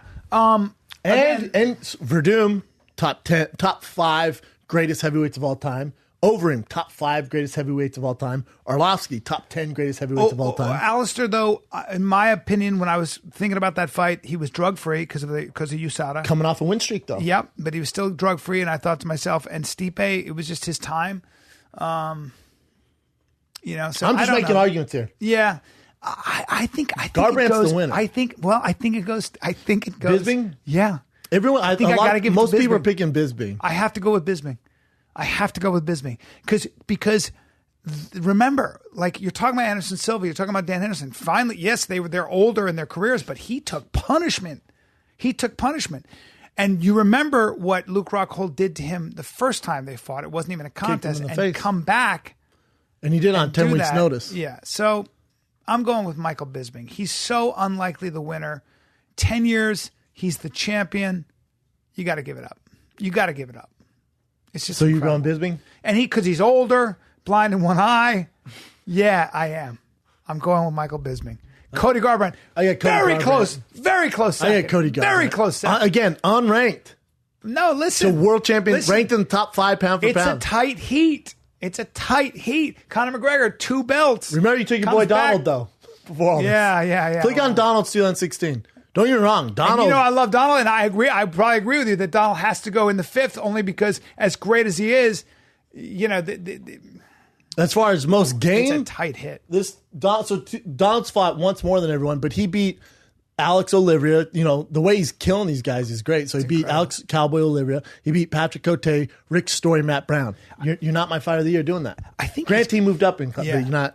He's going to fight Jorge Masvidal. I think that's his next fight. Am I wrong? Yes, in Denver. That's going to be very, very interesting. I'm really excited about that fight. Masvidal is something else. What's your take on that?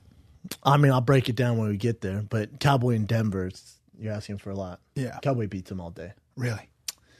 God, he should. Cowboy's so good. Not my fight of the year, though. No, listen, man. I'm going Friend Bisping. of the year, maybe. I'm going Bisping. Friend of the year? Yeah. But you're looking at Murderer's Row for that. Oof. I'm loving this. Okay, female fighter of the year. Amanda Nunes. That's not even a competition. There's no. She's just such Joanna had those fights, but there were decisions. Went through some wars and won. Doesn't matter. Yeah. I don't even know if we want to even argue this. Yeah. Amanda Nunes, think about it, she murked Miesha Tate, murked Ronda Rousey. Yeah. There's not. Breakthrough fighter of the year without a question, Cody Garbrandt, right? Yes. International fighter of the year. International fighter Michael of the Bisping, year. Obviously. Well, hold on. Can you go? Well, hold on.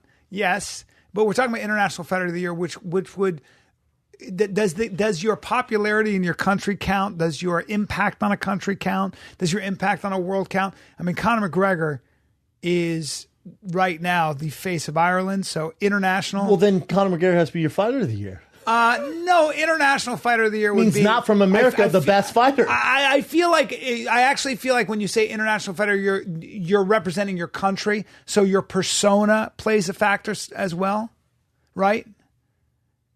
Well, then there's an argument for Khabib Nurmagomedov because Russia, he's Elvis in Russia, right? It doesn't get any bigger. Yeah. But then Bisping's I love how they have Mousasi. Like they just got tossed over. Does he speak? Yeah. Is anyone voting for him? I love that guy. Hey, I do too. I think I realize awesome. you guys have to have 5 contestants. Is anyone voting for him? I think he's so awesome, but he first of all, he could give a shit. He's not even aware of any of this. Look, he's even bothered to take that picture for whatever that was for. He couldn't be more humble. Like just the way he holds his body. He's like, here goes another fight. Yeah, all right. I was going to fight. Hey, good job. Right. We don't have to go through. Fight of the year. This is going to be good. Well, Robert Lawler, Carlos Condit. Amazing fight. Cub Swanson. All these are amazing fights. Troy, amazing fight. All of them are going to be Michael amazing. Bisping versus Anderson Silva. Conor McGregor, Nate Diaz, Michael Chandler. I'm personally, because of the guts it took. Well, you got to keep that out. You got to see when you talk about this stuff, you have certain criteria can't play a factor. Can't say guts. Well, no. What I mean is that I was so impressed with Conor McGregor coming back and beating Nate. You're saying Diaz. the magnitude of what was on the line. That can't be part of the. That can't be your. You can't bring that in. Actually, why not? Well, Because you could say, no, you can, because let's say Ronda went in there and had an epic fight against Amanda Nunes and won. Yeah. We know what she came from with 411 days off, getting kicked in the face, all this ridicule. That's fighting, brother. That does play a huge part of it. One of the reasons she didn't show up is because of that pressure. Right. Now think about Conor McGregor losing to Nate Diaz. God. His entire management and the UFC goes, please don't fight him at 70. He goes, fuck that. I have to beat him at 70. Yeah. But fight of the year is when they're in the cage and they're fighting. That's what we're looking at here. Let's just keep it to that, right? Let's just keep it to that. So fight of the year, Robbie Lawler, Carlos Condit, crazy war, unbelievable. With the Cub Swanson fight was I'm going with Conor McGregor, Nate Diaz. Because the the actual fight. No, you're right. You're crazy if you think Conor McGregor versus Nate Diaz 2 is better than Cub Swanson versus Chu That was Choi. So ridiculous. As far as entertainment wise, like let's say you watch both fights back to back and you have no idea who either one is. There's no way you're telling me Nate Diaz versus Conor McGregor is better than that Cub Swanson. Yeah, fight. because now here's why, and here's why. Because when you talk about fight of the year, you fight of the year is when it's going back and forth so much that you don't know who the winner is. Like it's literally going to be impossible to choose who the winner is. That's what I think. And with Conor and with Nate, I was pretty sure by the third, fourth round that Conor had this. He was knocking him down a lot. So in my Conor opinion, definitely won that fight. I never wondered if he was won that fight. Yeah. I just think it's like the story that I like the story of Conor McGregor and Nate Diaz. Fight in itself, just watching two guys take in a away vacuum. their identities. Yes, Cub Swanson versus Cho Hun Choi is by far the better one. Is that right? Is that right? Duho Choi, and I absolutely agree. But that was crazy. Yeah, but how about the Robbie Lawler Carlos Condit fight? That was such a back and forth as well. It was good. Right? It's on my top 2. I just wonder if the Cub Swanson's more fresh in my brain. Which one did you have more fun watching? Just excitement. Well, I was in a bad mood watching Cub Swanson versus Cho Ho Choi. I was in a bad mood and I was still jumping around. Chu Ho Choi. I was in a bad mood watching that super boy Korean zombie. Oh, they messed up his name. That's why you guys are reading it that way. It's Duho Choi. Duho Choi. Yeah. See? They messed it up. Yeah, not me, man. Yeah. Duho Choi. I mean, I guess because I'm such a fan of Carlos Condit and Robbie Lawler that maybe I enjoyed that fight more. That you enjoyed that one more than any of them? Yeah. You know what? You didn't watch that. So you didn't watch the Dun Ho Choi live with a crowd? I didn't see it live with a crowd. Yeah, doesn't count. It was nuts. It was even people where I was at watching weren't there for the fight. They had to stop whatever they're doing and tune into it. It's very Forrest Stephen Bonner-esque. Where people are just like, what the fuck is going on here? Why won't that Korean dude fall down? I'm probably going to go with Robbie Lawler, Carlos Condit. I just think the skill level was, they were just so close together. I don't know. Yeah. I might be biased by the fact that I just know them, like them so much. And I love that fight. And I thought Carlos Condit should have gotten it at the end. Maybe. Let's do some current events. Is there anything else to see there or no? Just to go down, knockout of the year. These are all like, yeah. Do you have any opinion on that at all? It's okay. I don't want to go through every single. Michael category. Venom Page versus Cyborg Santos, submission of the year. Yeah. I mean, let's go to current events. Alrighty. First current event. You remember Blackfish? Did you guys watch Blackfish on CNN? Sure did. Ruined SeaWorld. Yeah. Yeah. I can't watch it. It's a really tough watch. I can't watch like SeaWorld just fucked. They had to come out. It's just a PR nightmare, and they're just like, oh fuck. We're letting all the killer whales go. We're revamping everything. Their sales went. Well, you know their they stock don't have them stayed anymore. for my brother-in-law followed it. He was amazed that their stock stayed where it was. It stayed pretty steady, and I guessed through word of mouth, finally they were like, we're not going to have... Are they no longer going to have killer whales? No, they made that. I think they said that they're going to not capture anymore, but the ones that are there, I'm not 100% sure. But they can't let them back out, right? Because the other fish go, huh? Exactly. Eat them alive. Yeah. Like this little soft bitch. Killer whales, the wolves of the sea. They eat dolphin. A lot of people don't realize. Not just I just watched a video of that eating. I saw one eat a great white. He ripped his liver out, and they fed on his liver. Look at that. Well, the whale that was in the center of all that, Tilikum, he's like the male whale that impregnated all the other ones. He's like Shamu. Exactly. He actually died, and that's the biggest story right now. After this, I don't think they're gonna have any more whales. Period. How old was he? 35, I believe. God, dog, good run. Yeah. Now was he born and raised in captivity at SeaWorld? I think he was captured as a young baby in the ocean and then raised. Poor dude, and then never he saw ended the up. real ocean. It's terrible. Yeah. And also, I wonder if they live way longer than that because the bowhead whale lives over 200 years. The bowhead? Bowhead whale. live But over that's not a 200 years. killer whale, is it? It's a big whale, though. And I I know, but they're completely different. Like dolphins. See how long killer whales live in the wild. What's the average I bet you it's probably lifespan of a 50, killer 50 whale? I bet you it's 50 years, 50, 60 years. Whales do live a long time. Like Yeah. fucking sperm whales and Yep. blue whales. Female 29, male 17. 17 years in captivity, it says. Oh, See in that? captivity. It Yeah. both says in I wonder captivity. what they live. Put killer whale's lifespan in the wild. Oh, there it goes. 30 In the years wild. male is 19 in the Pacific Northwest. Okay. Oh, 30 to 50 years. 30 to 50, depending. Wow. 60 to 70 years for male, 80 to over 100 for females.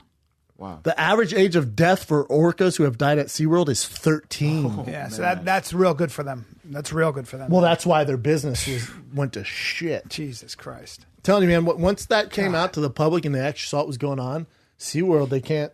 I mean, there's nothing. They totally have to redesign everything they're going for. Yeah. Your hair's going to fall if you touch it. Keep touching it. I like know, that. because You've touched it for hours now. thinking about it. 30 to 50 years. I mean, but at least he wasn't in the wild. Like, I don't know. It could have been worse. Could have got his tail fucking ripped off by a great white or something. Great whites don't attack killer whales. In fact, when they made the killer whale noises, great whites stayed the fuck out of there. Oh, they're for about scared of four him. four But you know what I'm months. saying? Like, nature's a bitch, man. So at least he wasn't. He didn't have to earn his food or anything like that. Yeah. By just killing shit. They're just throwing fish in his mouth while he did backflips and shit. I don't know if that's the best way to do it, but I don't know. You don't want to fuck around with His life must have sucked. for pretty sure. hard, though. Yeah. Bad deal. giant. By the way, they're so big. Yeah. Hey, What- Brian. Whale. Yeah, whale. But they're so much bigger than a great white. Like I didn't Yeah, realize that. huge. Like They're so heavy, big. heavy. They're a sweet animal. They are. 29. Well, that sucks. Man, oh man. What else you got, Jen? The next one is, do you guys hear about that shooting? Obviously, you guys heard about the shooting in Florida, the airport? Cheer, you got it done? What's the event? Just the shooting? Packed his gun in his bag. Went in the bathroom. He has a history of checking himself into the FBI office, saying that he's having some mental issues, like Hearing he's- voices, right? something like that, with ISIS or Schizophrenic. something. He's a schizophrenic. And then they took his gun away, and then they gave him back his gun after a few months, I think. And apparently he used that same gun to do the shooting in the airport. I think you're always going to have mental health issues, and you're always going to have, if they have access to guns, they're going to. This is a mental health problem, right? Like typically, 100%.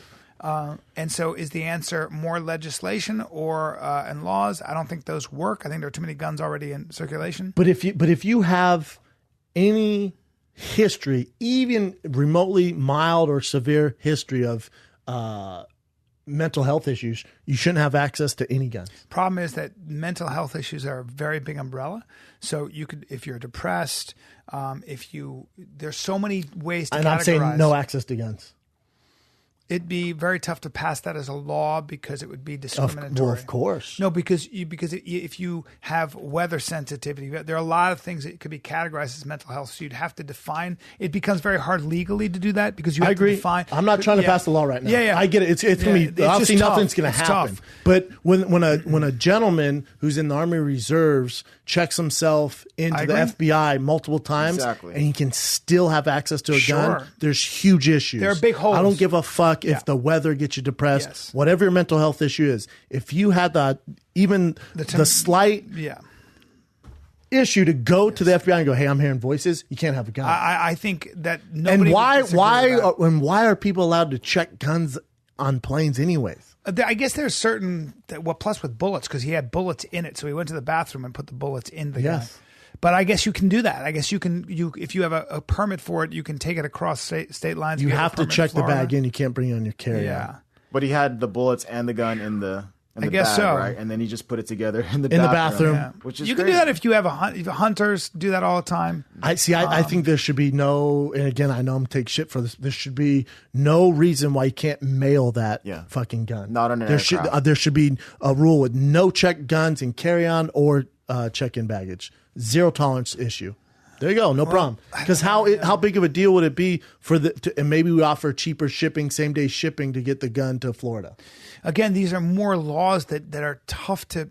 There's a lot of red tape in there, right? I know, B. I'm not saying you and I are going to figure it out. I'm just saying that the issue of not letting people travel with guns could be I know. something I that- always find myself going back to the idea that maybe we should all just be allowed to carry a gun.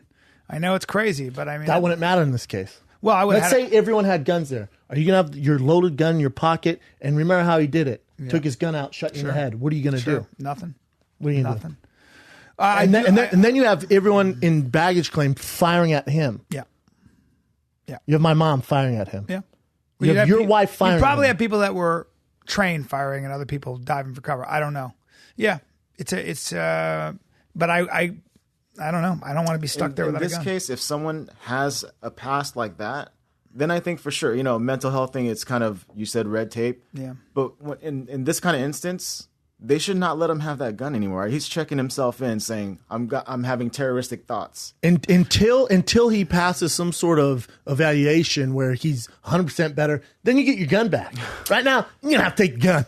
But watch this. Even Like that's tough, though. what happens is this. So say you have mental health issue and we say the person has mental health issues, you shouldn't be allowed to have a gun. No, I'm not Why? saying that. No, I'm just saying. Yeah. I'm saying in this case, I right? am. What happens legally is this. They go, you get It's into that and they my say, right. you know what? Well, if that's the case, then he shouldn't be allowed to drive a car because he could drive his car into a group of people. And by the way, he probably has kitchen knives in his house. And this thing becomes very difficult to quantify.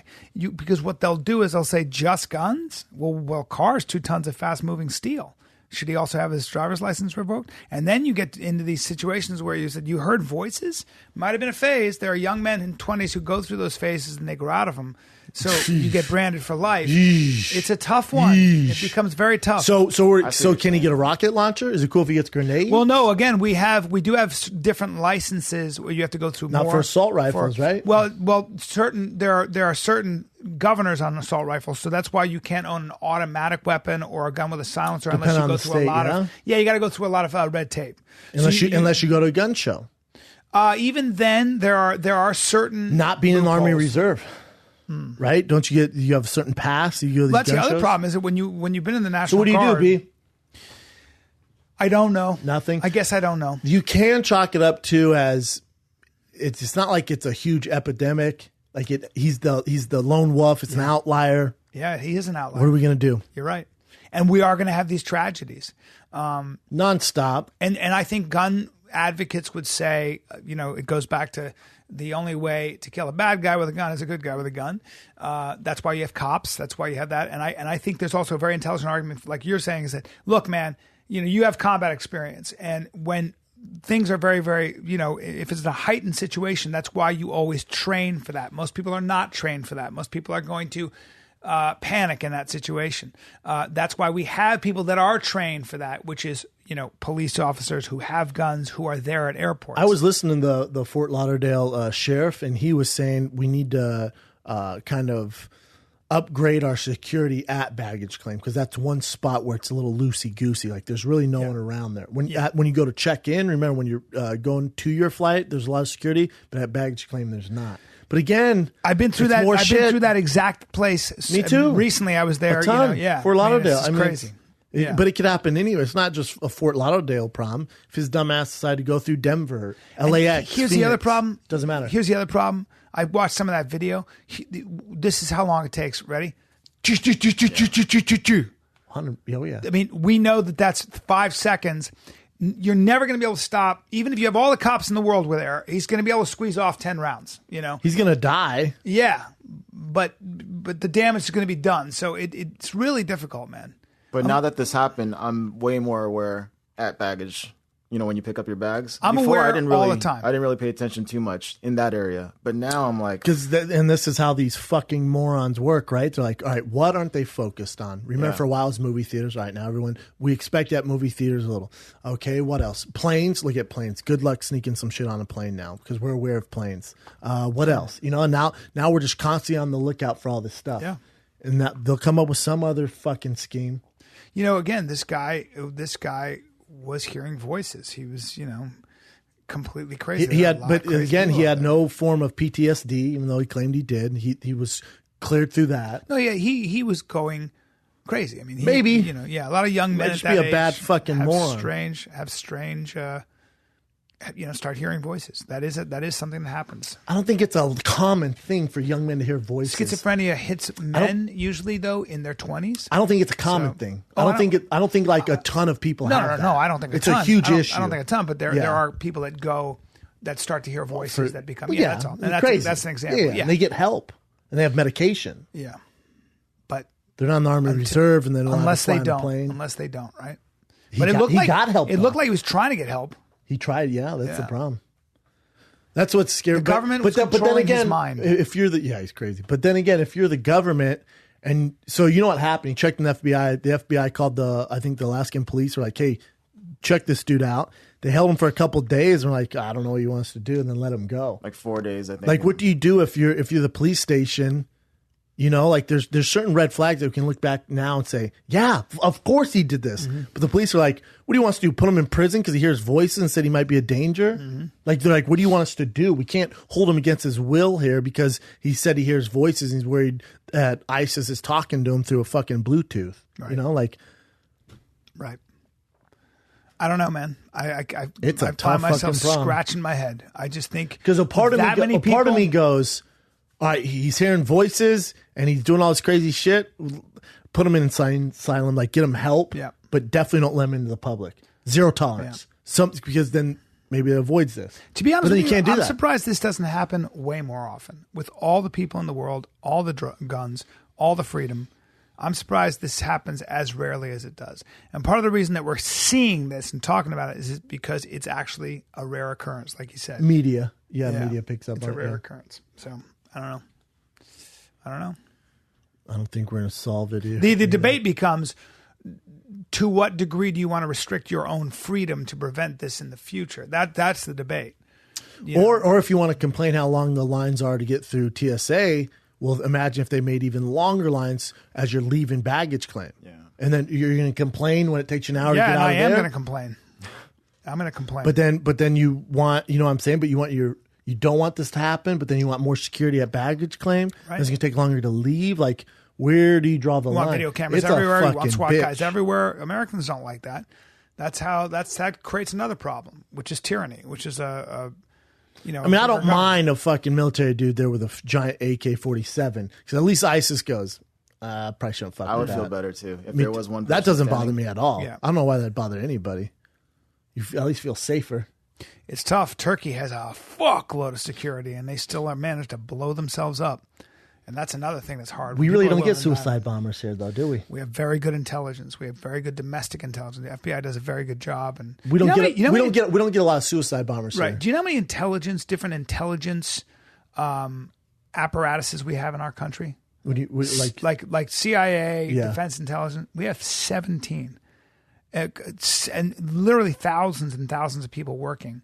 And all with different agendas. I think it's a $52 billion infrastructure. There's a whole team that just monitors social media in ISIS. Oh, sure. That's their only job. Yeah. Oh, yeah.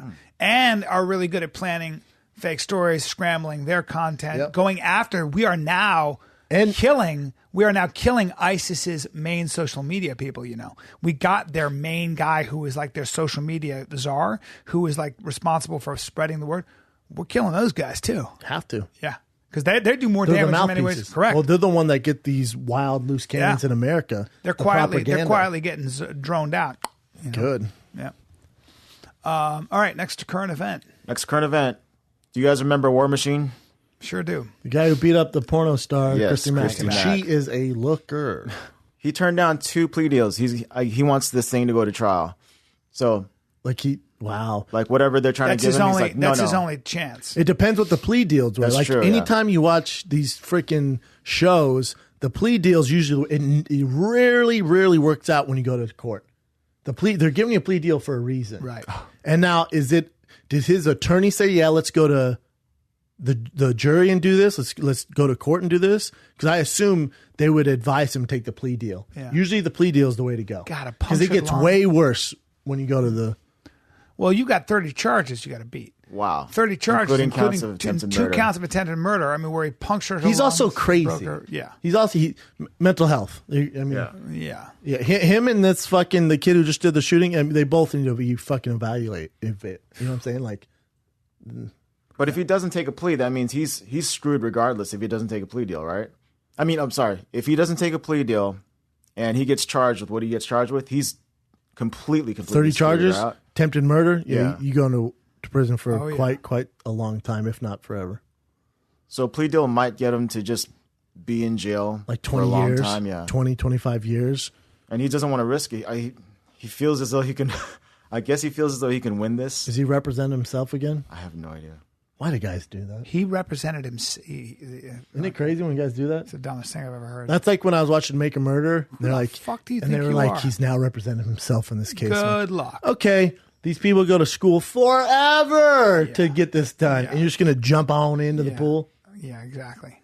Yeah, it says he turned it down, so it's got to be him representing himself. Boom, boom. Or boom. his lawyer said, we have a chance to beat this for the following reason. You know, I think what it is that the plea deal is probably 30 years. And he's like, anything's better than that. It's worth gambling. It's not, because just one of the sentences is 16 to life in prison. The other's 18 to 40. Yeah, so it's already. So if they get played, hey, both these, we're going to give you 20 years. And he's like, 20 years? Fuck that. Oh, you want to go? You want to go to jury? Now we're going to bring Christy Mack in here. We're going to reveal the phone call, the pictures. You're fucked, man. Yeah. And then the guy you beat up, he's going to be. He's probably not the smartest guy in the world. Was there any talk about him in the MMA world? Did you ever hear about him? Like any friends that knew him and his personality? Because he was on Rogan's show. Yeah. He seemed like a pretty cool guy. Stevie knew him pretty well. Blue Eyes? Yeah. Through what? I don't remember. He was going to sponsor him with protein cream when he had that thing, and he got to know him pretty well. I mean, they corresponded a lot, hung out a lot. And did they ever say anything? He said he was actually, like Rogan, he said he was a really cool guy. He was a tough guy, but he was a cool guy. And again, there are a lot of people that do terrible things that are cool to hang out with. It doesn't, it's like we were talking about with jail. That guy shot up the Wendy's. He's playing cards and high-fiving and smiling. Seems like a nice guy. Probably is courteous. But they have a screw missing.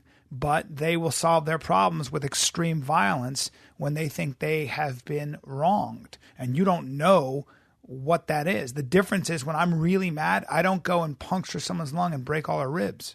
That's the difference.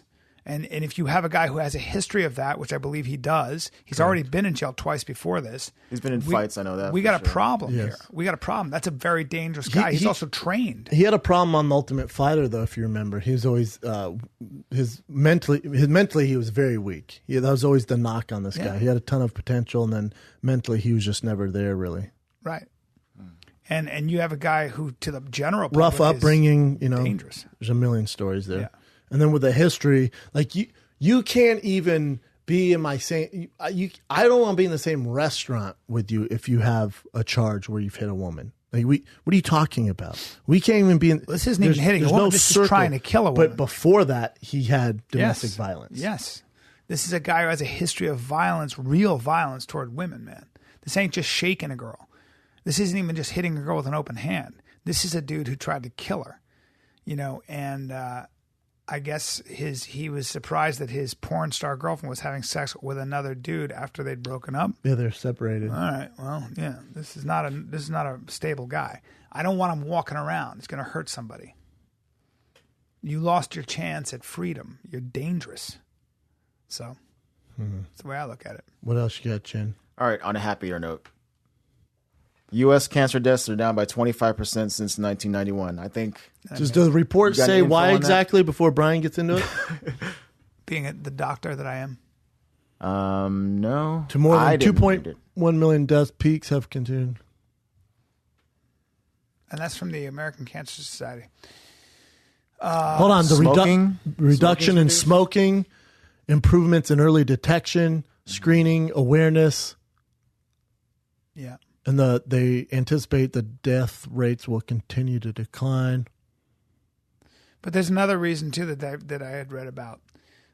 They think another theory is that colon cancer deaths and the usual killers have also fallen, and it might be because human beings are in some ways kind of evolving to deal with these. They're getting more resistant to the disease.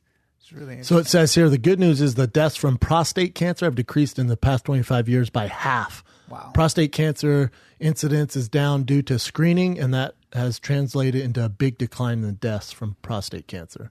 Sounds like just awareness. Yeah. People get more checked and out. new drugs. It says breast cancer is also going down. The decline is probably due to more improved treatment for breast cancer. Yeah.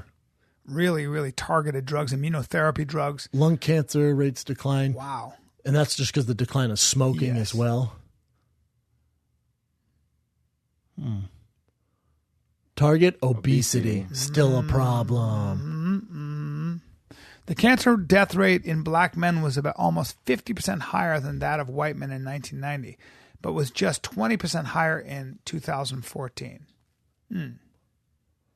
I mean, the freaking obesity thing is... It's a tough I one. get it, man. I fucking if get you live it. on sugar, if you live on soda, and it's going to get to you. But you're saying our bodies are actually starting to become... Well, so Adapt. I read this article about how, our bodies, they can't figure out why. There's other reasons, and they think that because when diseases are present in a human population over a long period of time, I guess through the fact that the disease has to continue to sort of mutate and evolve, it's got to keep up with sort of your immune system and as it's passed, and things like that. I guess human beings are learning to develop resistance. Their to, bodies are just naturally? Yeah, naturally. That's what the idea is. Certainly that's the case with protease inhibitors and the AIDS virus. It kept having the virus had to keep compromising itself, and now it's The AIDS virus too, though. It's a little different. The but AIDS cancer- virus too, the vaccinations and all that really helps out. Like now, if you're HIV positive, it's not a death sentence like it used to be. No, because they have because protease of drugs inhibitors, and really good technology and cocktails. stuff like and you can still have unprotected sex if you take a certain amount of if your partner takes certain pills. Yes. Yes, crazy. There's almost nothing is no trace in their blood or their Max semen. Johnson was like, "This shit is easy. Been doing it forever. I'm also rich as fuck." Yeah. Remember that? Yeah. They don't know how he got it either. Some say he liked the way the dick tastes back in the day. That way they're doing. That's what they say. Have you seen his son? Yes, I have. And in fact, his son goes to or used to go to the same high school that my nephews go to. Well, he's older. Well, he's like 20 He was a something senior. now. He was a senior. Same as your nephew? Yep. So no, he was older than my nephew, but I think my nephew was a sophomore. Oh, he's when he was alumni. a senior. Yep, and he was very open, and he was a giant man, and he. It's crazy. He's the only one who got his dad's jeans. They look identical. I mean, he's as straight as a bowling ball, which I don't give a fuck. But he has his dad's jeans. Yeah. And he's just this big dude. Yeah, who dresses in. And I watched his show on E. In high school, he would wear. Is VH1 or E? Yep, he'd come with a purse. He'd have a purse. Have you seen the shit he rocks? He lost a lot of weight though. He looks good. He had man. that stomach surgery, I think. But you've seen people's stomach surgery. This dude, he's lean. Bring up a before and after picture. Oh, it's crazy. Chin, I know you dropped a shitload of weight. Step your game up. Wait to see what fucking EJ Johnson did. Mm-hmm. His name is EJ. I think it's EJ. Mm-hmm. Am I right on that? Yep, I do it? watch his show. His Instagram? I think you're better off. Definitely not that. I think you're better off if you go to images and there'll be before and afters. Oh, there you go. I mean, he was before. thick. Oh, here, go to this one right here for me. Good Lord, he's Scroll just. Go to this one. Damn. Good. And then go to a Lord, picture have right mercy now on of me. him. I mean, he was what, 400 pounds? And that's him now? Yes, look at him now. He just reckons he's just. Well, he wanted to get into fashion. Like he wants to start his own Look at fashion him line. there. He doesn't look like he has any loose fat at all or loose skin. He's just always probably felt deeply like a woman. But that too, there's big women, there's no problem with it. But the thing is, if you're going to be into fashion, especially the type of fashion you want to be in New York, stuff like that, I mean, the plus side model game's only so big. Fascinating though. Look at that. Isn't it weird? Awesome. Good for him, man. Found what he's doesn't doing. give a fuck, does he? Really He's thin like, right check there. this out. Look how big he is. Oh, that's his sister right there, adopted sister. Damn, his sister's hot as shit. Yeah, adopted. Really? Yeah. That's hitting the jackpot. Right? We'll take this. Magic Johnson adoption? We'll take this baby. What? Yeah. And look at the baby. Look at how she turned out. Isn't it weird? Mm-hmm. How funny is that? If you're going to adopt and Magic Johnson adopts you fucking hit the lottery, son. Yeah. It'd be a bummer, though, to feel like you want to be elegant and beautiful and to be caught in a giant body like that. Let's be honest. Look at him. Look at that face there. That's a tough one. You gotta love his spirit. Could there be anything worse? It's like I always said, like if you're a Samoan drag queen, or if you're a Samoan and you have transgender issues and you want to be a woman, they do. It's going to be It's a bitch because hard to find shoes. Because if you're Magic Johnson's son, and out of all his kids, you have the Magic Johnson gene, who's a top 5 NBA player of all time. 100%. They Magic. You know what I'm saying? Yeah. And you're the one that got the genes, but for whatever reason, when God created you, you're wired different and you feel like a woman. Yeah. Imagine Magic Johnson being like, God, that's crazy. Yeah. That is. It is. How tall is he? He seems great, though. He- I'd like to get him on the podcast. What would you ask him? I just want to talk to him. He's just got spirit. I mean, I like anybody who's like, this is the way it goes, motherfuckers. And I'm going to dress this way and I don't care. That'd be interesting. I mean, being in high school, he was doing this. Of course, he can probably beat anybody's ass. I mean, you have a problem when you're 6'10". Why is that? Well, you're 6'10", when you're that big. No. He's not just, 5'11"? That's not that big. That would not be 5'11". He's 6'11". 6'10". He's 6'10". He's definitely not 6'10". He is actually. He's giant. Look How at his tall dad. is Michael Jordan? Look at him with his dad. Magic He's Johnson. huge. Shit, his dad's what, 6'8"? His dad is 6'9", 6'10".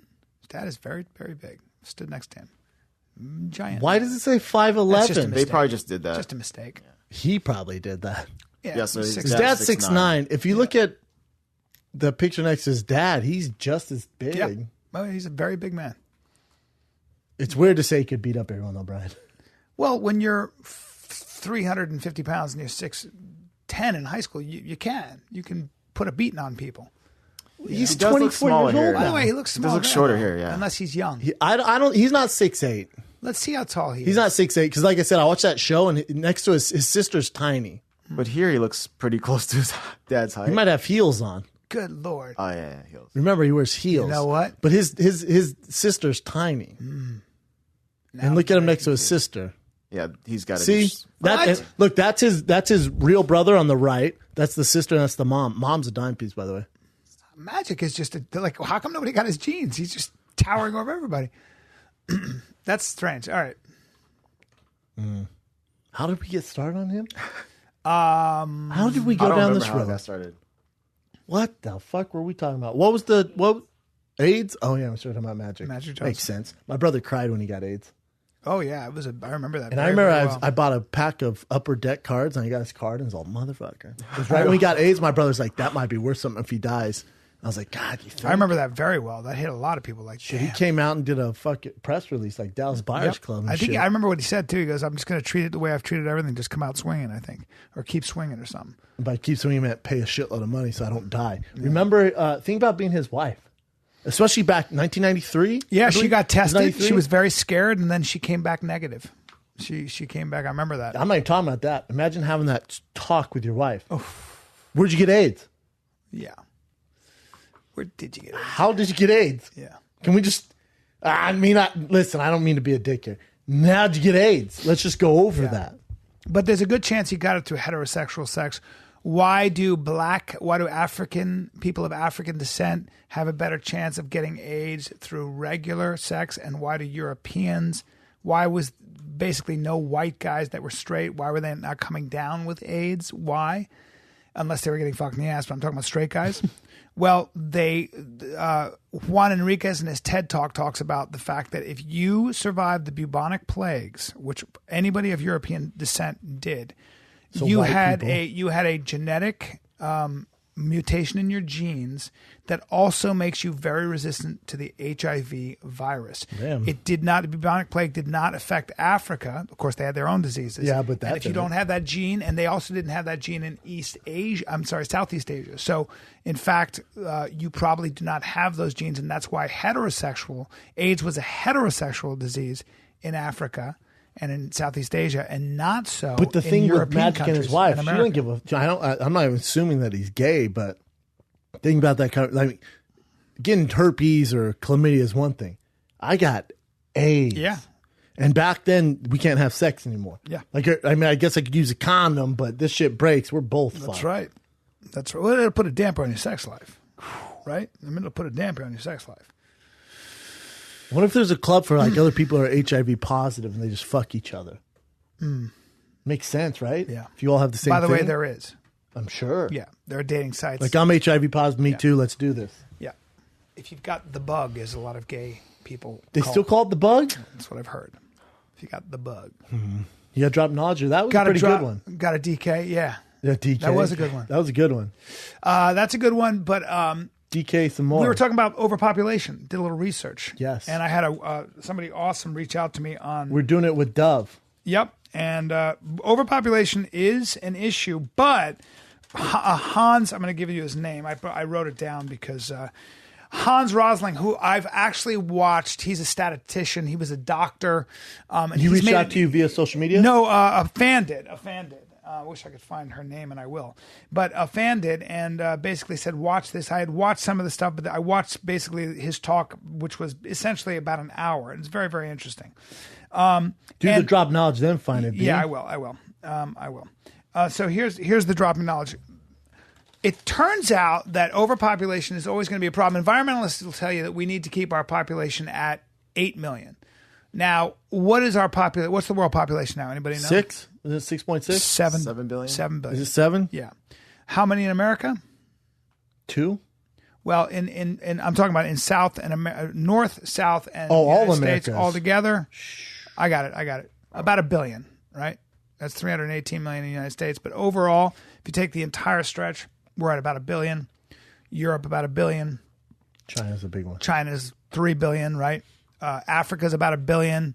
And then That's a lot of Asia's So the trend is leaning toward Africa and China. Africa and Asia are going to be the big players. Asia will probably have 5 billion, or I can't remember what the numbers are. But what Hans Rosling has proven through a great deal of science and research is that we are going to probably plateau out at 11 billion people. A lot of people. Okay, so why? How is that going to happen? Well, first of all, what's the average? It used to be that, people were having way more children because the infant mortality rate would be terrible. So if you were in Bangladesh, the average woman was having 5 children. That's average, which means a lot of people were having 8 kids, and in most of the world, whether it was the developing world, whether it was Mexico, whether it was Africa still has big problems with this. But for the most part, in most of the world, including China, people were having 5, 6, 7 kids because you had a rural country, didn't have access to antibiotics, you didn't have access to, vaccines. Your kids died. Now kids live longer. For the most part, even in the poorest countries like Bangladesh, and even in the slums of Dhaka in Bangladesh, the average woman is having 2.5 kids, which is amazing. And in Europe and in the United States even, and a lot of parts of the world, we are not having enough children to replace the people that are. So what's happening is people are living longer, but we're having few children. How many children in the world right now? Children. In all the world? Yeah. No idea. What do you get? Good question, right? Yeah. 2 billion. It's a lot of kids. Yeah. But as people have less children and as people get older, and die, what's going on is that the rate of 2 billion is going to stay. Through all the projections, 2 That's billion, assuming it's always going to be those kids just 2 don't want billion. to have more kids, though. That's assuming they fall in the same patterns. Right, but the reason they're not going to have more kids is because people don't have to have more kids because it costs too much. There's not as much space. And so human beings in all these countries, through education, through a lot of initiatives in Bangladesh and India and stuff like that, in Mexico and the Middle East, of course, because of war, I think the mean age was 45. And people are having way fewer kids. The only places people are having more kids still, Africa. That's an issue. But there's a lot of education, there's a lot of development getting people to have less kids. So what's happening he's saying at 11 billion we're going to max out? When you have 2 billion kids, when things stay at 2 billion, he did this whole graph and this model about how when you've got always have a constant of 2 billion children, you are going to have the old people are going to die off, and then that's going to be replaced with the second generation and stuff like that. But Circle overall, of life, we Brian. will hit 11 billion. Still an issue, 11 billion people, by the way. That we'd be overcrowded, overpopulated. Well, we have to innovate our way out. So a lot of people, remember, and this has been going on forever and even today, there are a lot of people that say, we can only have 8 billion people or the world's going to come to an end. And what does that mean? We have to enforce sterility programs. We have to stop people having kids no matter what, by all means necessary. Did China do that? They did that in China. They've done that in a lot of parts of the world. They were calling for it in this country. A lot of people on the left were calling for it in this country. And that's not the way you solve the problem. Fuck no. You solve the problem through innovation. You solve the problem through figuring out. Human beings are incredibly inventive. Human beings find ways to do these things, and we will. We are growing so much more food on so much less land, and we're just getting better and better at it. Transportation's getting better. All of it. There's a bunch of stuff. And you don't even have to you don't even have to go anywhere sometimes. The digital age is bringing us together cyberly, so we're not going to have to. I mean, there's a lot of companies are actually getting rid of their headquarters because people can work at home. So, for certain things. For certain things. Yeah. But the big thing, 3D printing, this is crazy. 3D printing is causing, so you're going to have, like in your town, you're going to have a giant sort of machine with all the the alloys and the plastics and the paints, and you will be able to print out on your computer what you want. If it's a toy truck for your kid, if it's a bicycle, if it's your clothing, so you can get rid of. And they'll make it there. It's made either at home through a digital printer, that you'll have a machine at home, but you'll certainly have one in your town, so that you don't have to drive long distances. You don't have to truck things and train things and boat things. It'll go through satellite. You'll be able to print out what you want via satellite, the way Amazon sends you things. Yeah. So the future is looking bright, according to Hans Rosling. The glass is half full if you're Bryan Callen. Yeah. And again, hey, everybody, there's a dark side to people like me who are always saying things aren't that bad. And I've been called on it, which is you always say things aren't so bad, but that breeds complacency. And if you breed complacency, you're not going to have the urgency to say, we got to fucking do something. That's why I do think you need... Well, it's also from your viewpoint. You need fanatics. You need people who say, the world's on fire, because what happens is it gets us talking. You need political activists, even if they're on the wrong side of the spectrum. But it's also just from your perspective. I'm sure there's someone listening going, in my case, it's fucking terrible, man. Yeah. If they have a show, go and talk in the mic and tell us what's going on. But I like Meryl Streep said stuff that got people all up in arms, right?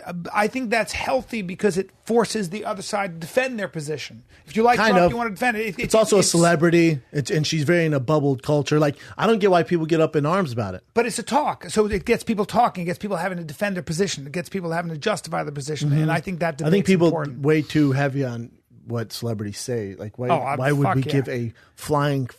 Well, we don't. If we did, we would have voted Hillary. Obviously. She won by 3 million popular votes, but most of them were in New York and Los Angeles. I mean, most of them were, in those two states, California and New York. The vast majority voted for Trump. So, yeah, we have definitely... Do some fan questions. Fan questions. Fainway, what's everyone's thoughts on Mike Tyson training Chris Brown and Money Mayweather training Soulja Boy for their upcoming fight? I'm excited. Is it a pay-per-view? I just saw it on the internet. They're saying that, I wonder if it's clips, but I don't know if it's an actual a gimmick or if either way, I think it's stupid as fuck. Wouldn't it depend on just who's the most athletic and who can fight? No, it doesn't depend on anything. I'm not going to waste my energy on breaking this thing down. It's weird. Who would you rather be trained by? Who is it? Mike Tyson. Who's the other? Floyd Mayweather. No, Floyd Mayweather, right? Is it Floyd or 50 Cent? Floyd is training Soulja Boy apparently, and then Mike Tyson. Mike Tyson's training Chris Brown. I'd probably go with Floyd Mayweather. I mean, he seems like he's more current. He also has a team around him. Who's Mike Tyson's team? Who's because I doubt Floyd Mayweather's. I doubt Mike Tyson be holding mitts and shit and coming up with a game plan. Floyd Mayweather has a team that actually coached him to be 50-0. Who's probably gonna have some insight for you. Not that it matters at all for either of these guys. Muhammad Ali could come down from the heavens and tell these guys how to fight, and it doesn't matter. It doesn't matter. Just make music. No, but if you have, it's just fun to kind of think about what you could take two guys, might be novices, right? And I would imagine Chris Brown's fairly athletic. He can dance his ass off. Yeah, I don't know what Soldier Boy. Maybe he is too. I've never seen him dance. Both kind of macho guys. You got till March to train. Macho would be macho's Understatement? tough. Macho's tough. Wouldn't call these guys macho. Not macho. No. Okay. Bruce Lee could whisper the exact technique on how to win. It does not matter. I mean, neither of them are fighters. Right. Well, how much will that time? It's not enough time to do much. Yeah. They're not fighters. That's like asking who's going to win if me and Bryan have to mimic a dance contest of what Chris Brown did, and Chris Brown's telling us in our ears how to do that move. Well, we would practice. We'd be better than we are now if we had till March. It doesn't, but again, that doesn't even do it justice. Like, you have two guys who have never been in a ring before fighting each other in boxing in front of a live crowd. Man, yeah. It's just going to be a shit show. I'd like to see CM Punk fight both of them. I'd watch that. I mean, I'll watch this. I wouldn't pay for it. And I watch everything. I watch bullshit. I would not pay for this. I'd watch the highlight, or it's going to be illegally streamed for sure. I'll watch that. But I wouldn't pay money for. You'd pay money? No. Like, what a shit show. I'll wait till it comes out on YouTube. Mike Tyson, and then you got Floyd Mayweather, and then it's just neither one can fight. I'm sure they'll be hugging afterwards.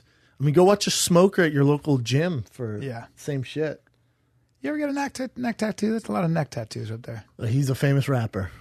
Yeah. And Chris Brown's one that, he's very, very good at what he does. When you get a neck tattoo, you've made it. Or you're an ex-convict. Yeah. There's no in between. It's just a lot of paint on your neck. I like it. I appreciate it. I like Chris Brown's looks better than Never liked it. I love tattoos. Never liked Depends who it is. You ever seen a girl with a neck tattoo? They can be sexy. Very much There's certain dudes where I see, I'm like, damn, that's a piece of art. There's ones I see, I'm like, I would not fuck with that guy. He's probably killed people. Yeah. There's a very fine line. It's like, that's a very nice piece of art. Or, oops. I'm not going to let you. Oops. Neck tattoo is, that's extreme. Yeah, it is. You're like, I got this. But it's like a turtleneck there. That's like life asking how you're doing. I got this. Yeah. I mean, when you get a neck tattoo, there's no turning back. You got to really love what you're doing there, man. I don't know. If you're Chris Brown, though, if you're Chris Brown, you're kind of good. Yeah. Okay. Are you? I mean, he's gifted as fuck. Sure, but you didn't need to neck it up, did you? Neck it up. A lot of people do, though, don't they? They do. A lot of people neck up. Now, Soldier Boy, I'm worried about going broke in a few years, but Chris Brown, I don't know. Soldier Boy. What else you got? All right. Yeah, I would not pay for that fight. And please don't ask me to break it down. People keep that. I'm not breaking that down. No. There's nothing to break down. Break down their music if you want. Chris Brown can dance. Stay on the outside, Chris. Work your jab. All right, Mike Hike. I don't know. Since we've seen the duo James Franco and Bryan Cranston, how long until we see the Fighter and the Kid on Hot Ones? I just talked to them the other day. Next time they shoot. So we were supposed to do it in December, but our schedule, Bryan and I's schedule, didn't work out to shoot Hot Ones. And then they're coming out to the West Coast, I think for season 3 or 2, I forget. I just talked to the homeboy the other day. So next time they're shooting, Bryan and I will be on Hot Ones. Sweet. And I will not. My face will be stone. I don't try betray not shit. to move, dude. I don't betray anything, dude. Bro. That's gonna be hilarious. I mean, I'm a soldier. I wonder how hot they're gonna be, bro. Have you guys seen the show? Oh yeah, I love this show. It Kevin Hart on there and Key and Peele. The thing is we I think last time we were gonna do it in New York, but we couldn't do that and then go do a live show. Like I feel like our mouths are gonna be fucked up. Like it's so hot, so hot. Yeah. But I think it wears off after about an hour, right? I don't think so. They're like atomic hot. They were destroyed so your lips are kind of fucked up. What? I mean, some of the hottest hot sauce. I wonder what our bungholes are going to feel like. On fire. But on fire! I don't think we'd want to do that and then do that live Gramercy New York show. Well, like do it an hour and then that. They're like, what's wrong? Did both these guys get lip injections? That'd be an issue. Yeah, I got. Why are their mouths? Were they fucking each other's mouths? Why are they so red? Yeah. And why are they crying? Things aren't going. Was good. it raining? Was it raining for both of them? Must have been raining. I bet only Brendan turns. They must have been rock climbing and somebody insulted their girlfriends. What else you got, Jen? Okay. Chris Brennan, 13. Any ideas for a fun entrance for a charity boxing event? I'm not sure if he's saying it's his. You're the best. Is he the celebrity? I'm not sure. Like he has come up with an entrance? That's what I'm guessing off of this. An entrance song? Just a fun Just entrance. a cool Maybe entrance. Who's that I always liked the way fun Sakuraba entrances? would come out with a T-shirt that said Sakuraba. water on it. And he had just said fake water? glasses. Yeah. His t-shirt would say water. Like it was like no advertisement at all. He'd have water written in English and he'd have big glasses and a wig. You ever see Sakuraba? A complete clown. Did you ever see Homeboy? I think it was, what's his name? Australian lad. Mark Hunt's boy. Tahuna. Did you ever see his Men in Black? His Men in Black in England. Good, yeah. The three of them dressed up as Men in Black and did their dance. In suits and it's a lot of effort. Yeah. Remember you did one where you sung Rihanna for me? Remember that? And we're throwing big brown shirts in the crowd. You remember that episode? I can't remember. A while ago. I can't remember. You're singing Rihanna. I want you to stay. You remember that? You don't remember that? That's no. Hilarious. What else you got, Jen? I don't. Good entrance. Just I don't know, man. Never can go wrong with smoke and fire. Pyrotechnics gets a little expensive. Smoke and fire. Okay, Omar Allen. Research Pride. Tell him to Research Pride. Research Pride. Cool. Omaran Gonzalez. I'm moving to Austin in a week. I don't know anyone like Brendan Schaub. What are some things I can do to make friends quick? Well, dude, listen. I would sign up at the On It Academy.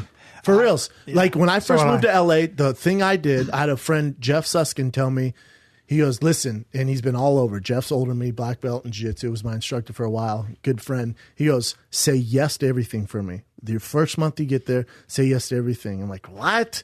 Like, excuse me, sir, are you copying the movie Yes Man with Jim Carrey? Great advice. He goes, no, but say yes to everything. Like, obviously, if someone's like, hey, let's do meth, don't say yes. Yeah. But when people ask you to go out to dinner, when people ask you to go to yoga, when people ask you to go to the beach, even if it's at 6 a.m, you say yes. And I did that, and it was the best thing I've ever done. Also, I think that now Brian's my only friend still, though. That's a really good. That's a very that's very good advice, though, because also, like, if you get good at something, like get into a jiu-jitsu class or whatever it is, you're going to meet people. You know, whether it's a dance class, jiu-jitsu class, learn something that you want to learn. Get involved in a community. I wouldn't say that because the problem is when people go, well, I like fighting, but I don't like dancing, so I'm not going to dance because I don't want to get good at that. You know what I'm saying? Mm-hmm. Don't do it because you think you're going to get good at it. Take all that out because then they're back in their old ways. Just do what literally find out something like, God, if you're scared to do it, if it's at 6 a.m., if it's 7 a.m., there's a bike just parade, do it. Whatever it does is, not matter. Get on your bike, throw some fucking lights on there and go. Yeah. Great advice. I'm telling you, man, you meet so many and fast. Like you meet a shitload of people. And then like I was at a yoga thing I'd never go to, but boy, did I fucking dive into that world. I showed up in Lululemon, my green juice, fucking Matt. What's up, girls? There you know, and then, hey, we're going Yoga's a great place. Then we're doing this tonight. Cool. Then you get invited to that. You know what I'm saying? Mm-hmm. Mm-hmm. Awesome advice. That's the best advice. Say yes to everything. Go to the On It Academy. You're going to meet a shitload of characters. Yeah. I don't know if you're into jiu-jitsu or even working out. You can work out there. If you're into girls with phenomenal butts, you meet good-looking people, and then you go to On Academy in Austin. There's a bunch of stuff. It's also, I mean, Austin's also dope. There's so many cool stuff around that whole area. Yeah, it's an amazing town. You ever see Texas? I'll be there beginning of February 1, 2, 3, 4 at Cap Cities. Just remembered that. And finding the kids there in March. Are we there in March? No way. Wow, I'll be there in February 1, 2, 3, 4. We might be at Cap Cities. And then, don't quote me on it, but I know Finding Kids there is either April or March. I know for a fact. I think it's April because it's it's a comedy festival. Yeah, I think that's April. Is it April? I think so. Yeah. Either way, Cap Cities. Yeah. February 1, 2, 3, 4. Come see me. I'm going to be at the On It Academy for sure. All right. What else you got? Is that it? There's one more. What's the last one? For me and Agent A. What the Chuck is asking, how about social media handles on the new editions? Yeah, we do get asked that a lot. Are your boy Chin and Agent A on Twitter? I'm not on Twitter, but you're on Instagram though. Do you not want to give it out? I'll give it out. They're not gonna. You're not gonna get hate. People love you, man. They've been awesome. Agent A, are you worried to give it out? You don't have to give it out. Some have found me, like after you guys did the interview. Yeah. When you were asking more about me, some have found me. So I'm on Instagram and Snapchat. What is it? Under what? Miss Arsema. Miss Arsema. Miss Arsema. Arsema. MISSARSIEMA. That's not tough. And I'm just Chinsuyi. Boom. Chinsuyi. Fun podcast, my man. Yes, tomorrow sir. we got on. Good Monday. Tomorrow we have on. I forgot to tell you guys this. Thanks for giving out your Instagram handles. Tomorrow we have Coyote Peterson on. Yes, we do. Now you guys are like, who the fuck's Coyote Peterson? Listen to me. Coyote Peterson is the gentleman that we watched get attacked by the Pepsi Wasp It's the Pepsis wasp. I call it the Pepsi wasp. Stop saying and we want to Pepsi. make sure it's Tarantula about that. hawk. The tarantula hawk wasp. He got attacked by that. Yeah. And now his newest video, he got attacked by the bullet ant, which He I got did stung watch. by a bullet. Yeah, crazy, right? Oh, I can't wait to ask him what was more So painful. he's the and I have to Any say, other general? there's a side to me that wants to do both. You would never do it. Well, don't say that. You don't have the balls to do it. No, I do have the balls. I want to ask and I him want to what face my pains. There's no way you would do that. No, I would. Really? Yeah, I would. I don't think you would. I would. If it was there, well, you want a shitload of views on YouTube? Yeah. Commit to it right now. I'll figure out a way to make that happen. I guarantee. I'm afraid. You're down right to do now. it? I swear to God, I will get a crew and make it happen. Yeah. Will you do it? Exactly. Shut the fuck up. No, I have to You think talk about like it. a tough guy. I have to and think know what about happened. it. Why, but if you get, I thought you were down to do it. I'm just saying that it's in my head, and when that happens, usually I know, end but up doing it. I will set it up. I promise. Yeah, well, stop pressuring me. Give me a second. You're full of shit. Give me a second. Coyote Pearson's on tomorrow, and then boom. So Coyote Pearson, look him up. He's on YouTube all over. Tell him about the Pacific West Tour. That's right. We're in Vancouver on the 18th. That's next week, son. 18th. Next Wednesday. God damn! Next I'm Wednesday, excited. we're in Vancouver. Oh, we're fucking bringing it. There's still tickets left for the 18th show in Vancouver. The 19th is sold out. And then we head on down to Seattle, or I should say head on, down. Yeah. Seattle on the 20th. Then we're in Portland on the 21st. We're going to take a little break. And then we're in San Francisco at Cobb's Comedy Club, February 9th. That's the Pacific West Coast, son. That's good. So Vancouver on the 19th. I'm sorry, that's sold out. Vancouver on the 18th, Seattle on the 20th, Portland on the 21st, San Francisco February 9th. That's good. Get tickets now. All those bitches are almost sold out. The only one sold out so far is Vancouver on the 19th. Yeah. Get them, tfatk.com. We just restocked the store in the Fire and Kid sweatshirts, Abbott Kenny original Fight Club shirts as well, and Fire and Kid Army tees. So go get them right now as you guys are listening to this. Booyah! tfatk.com. This is the Fire and Kid. We're out.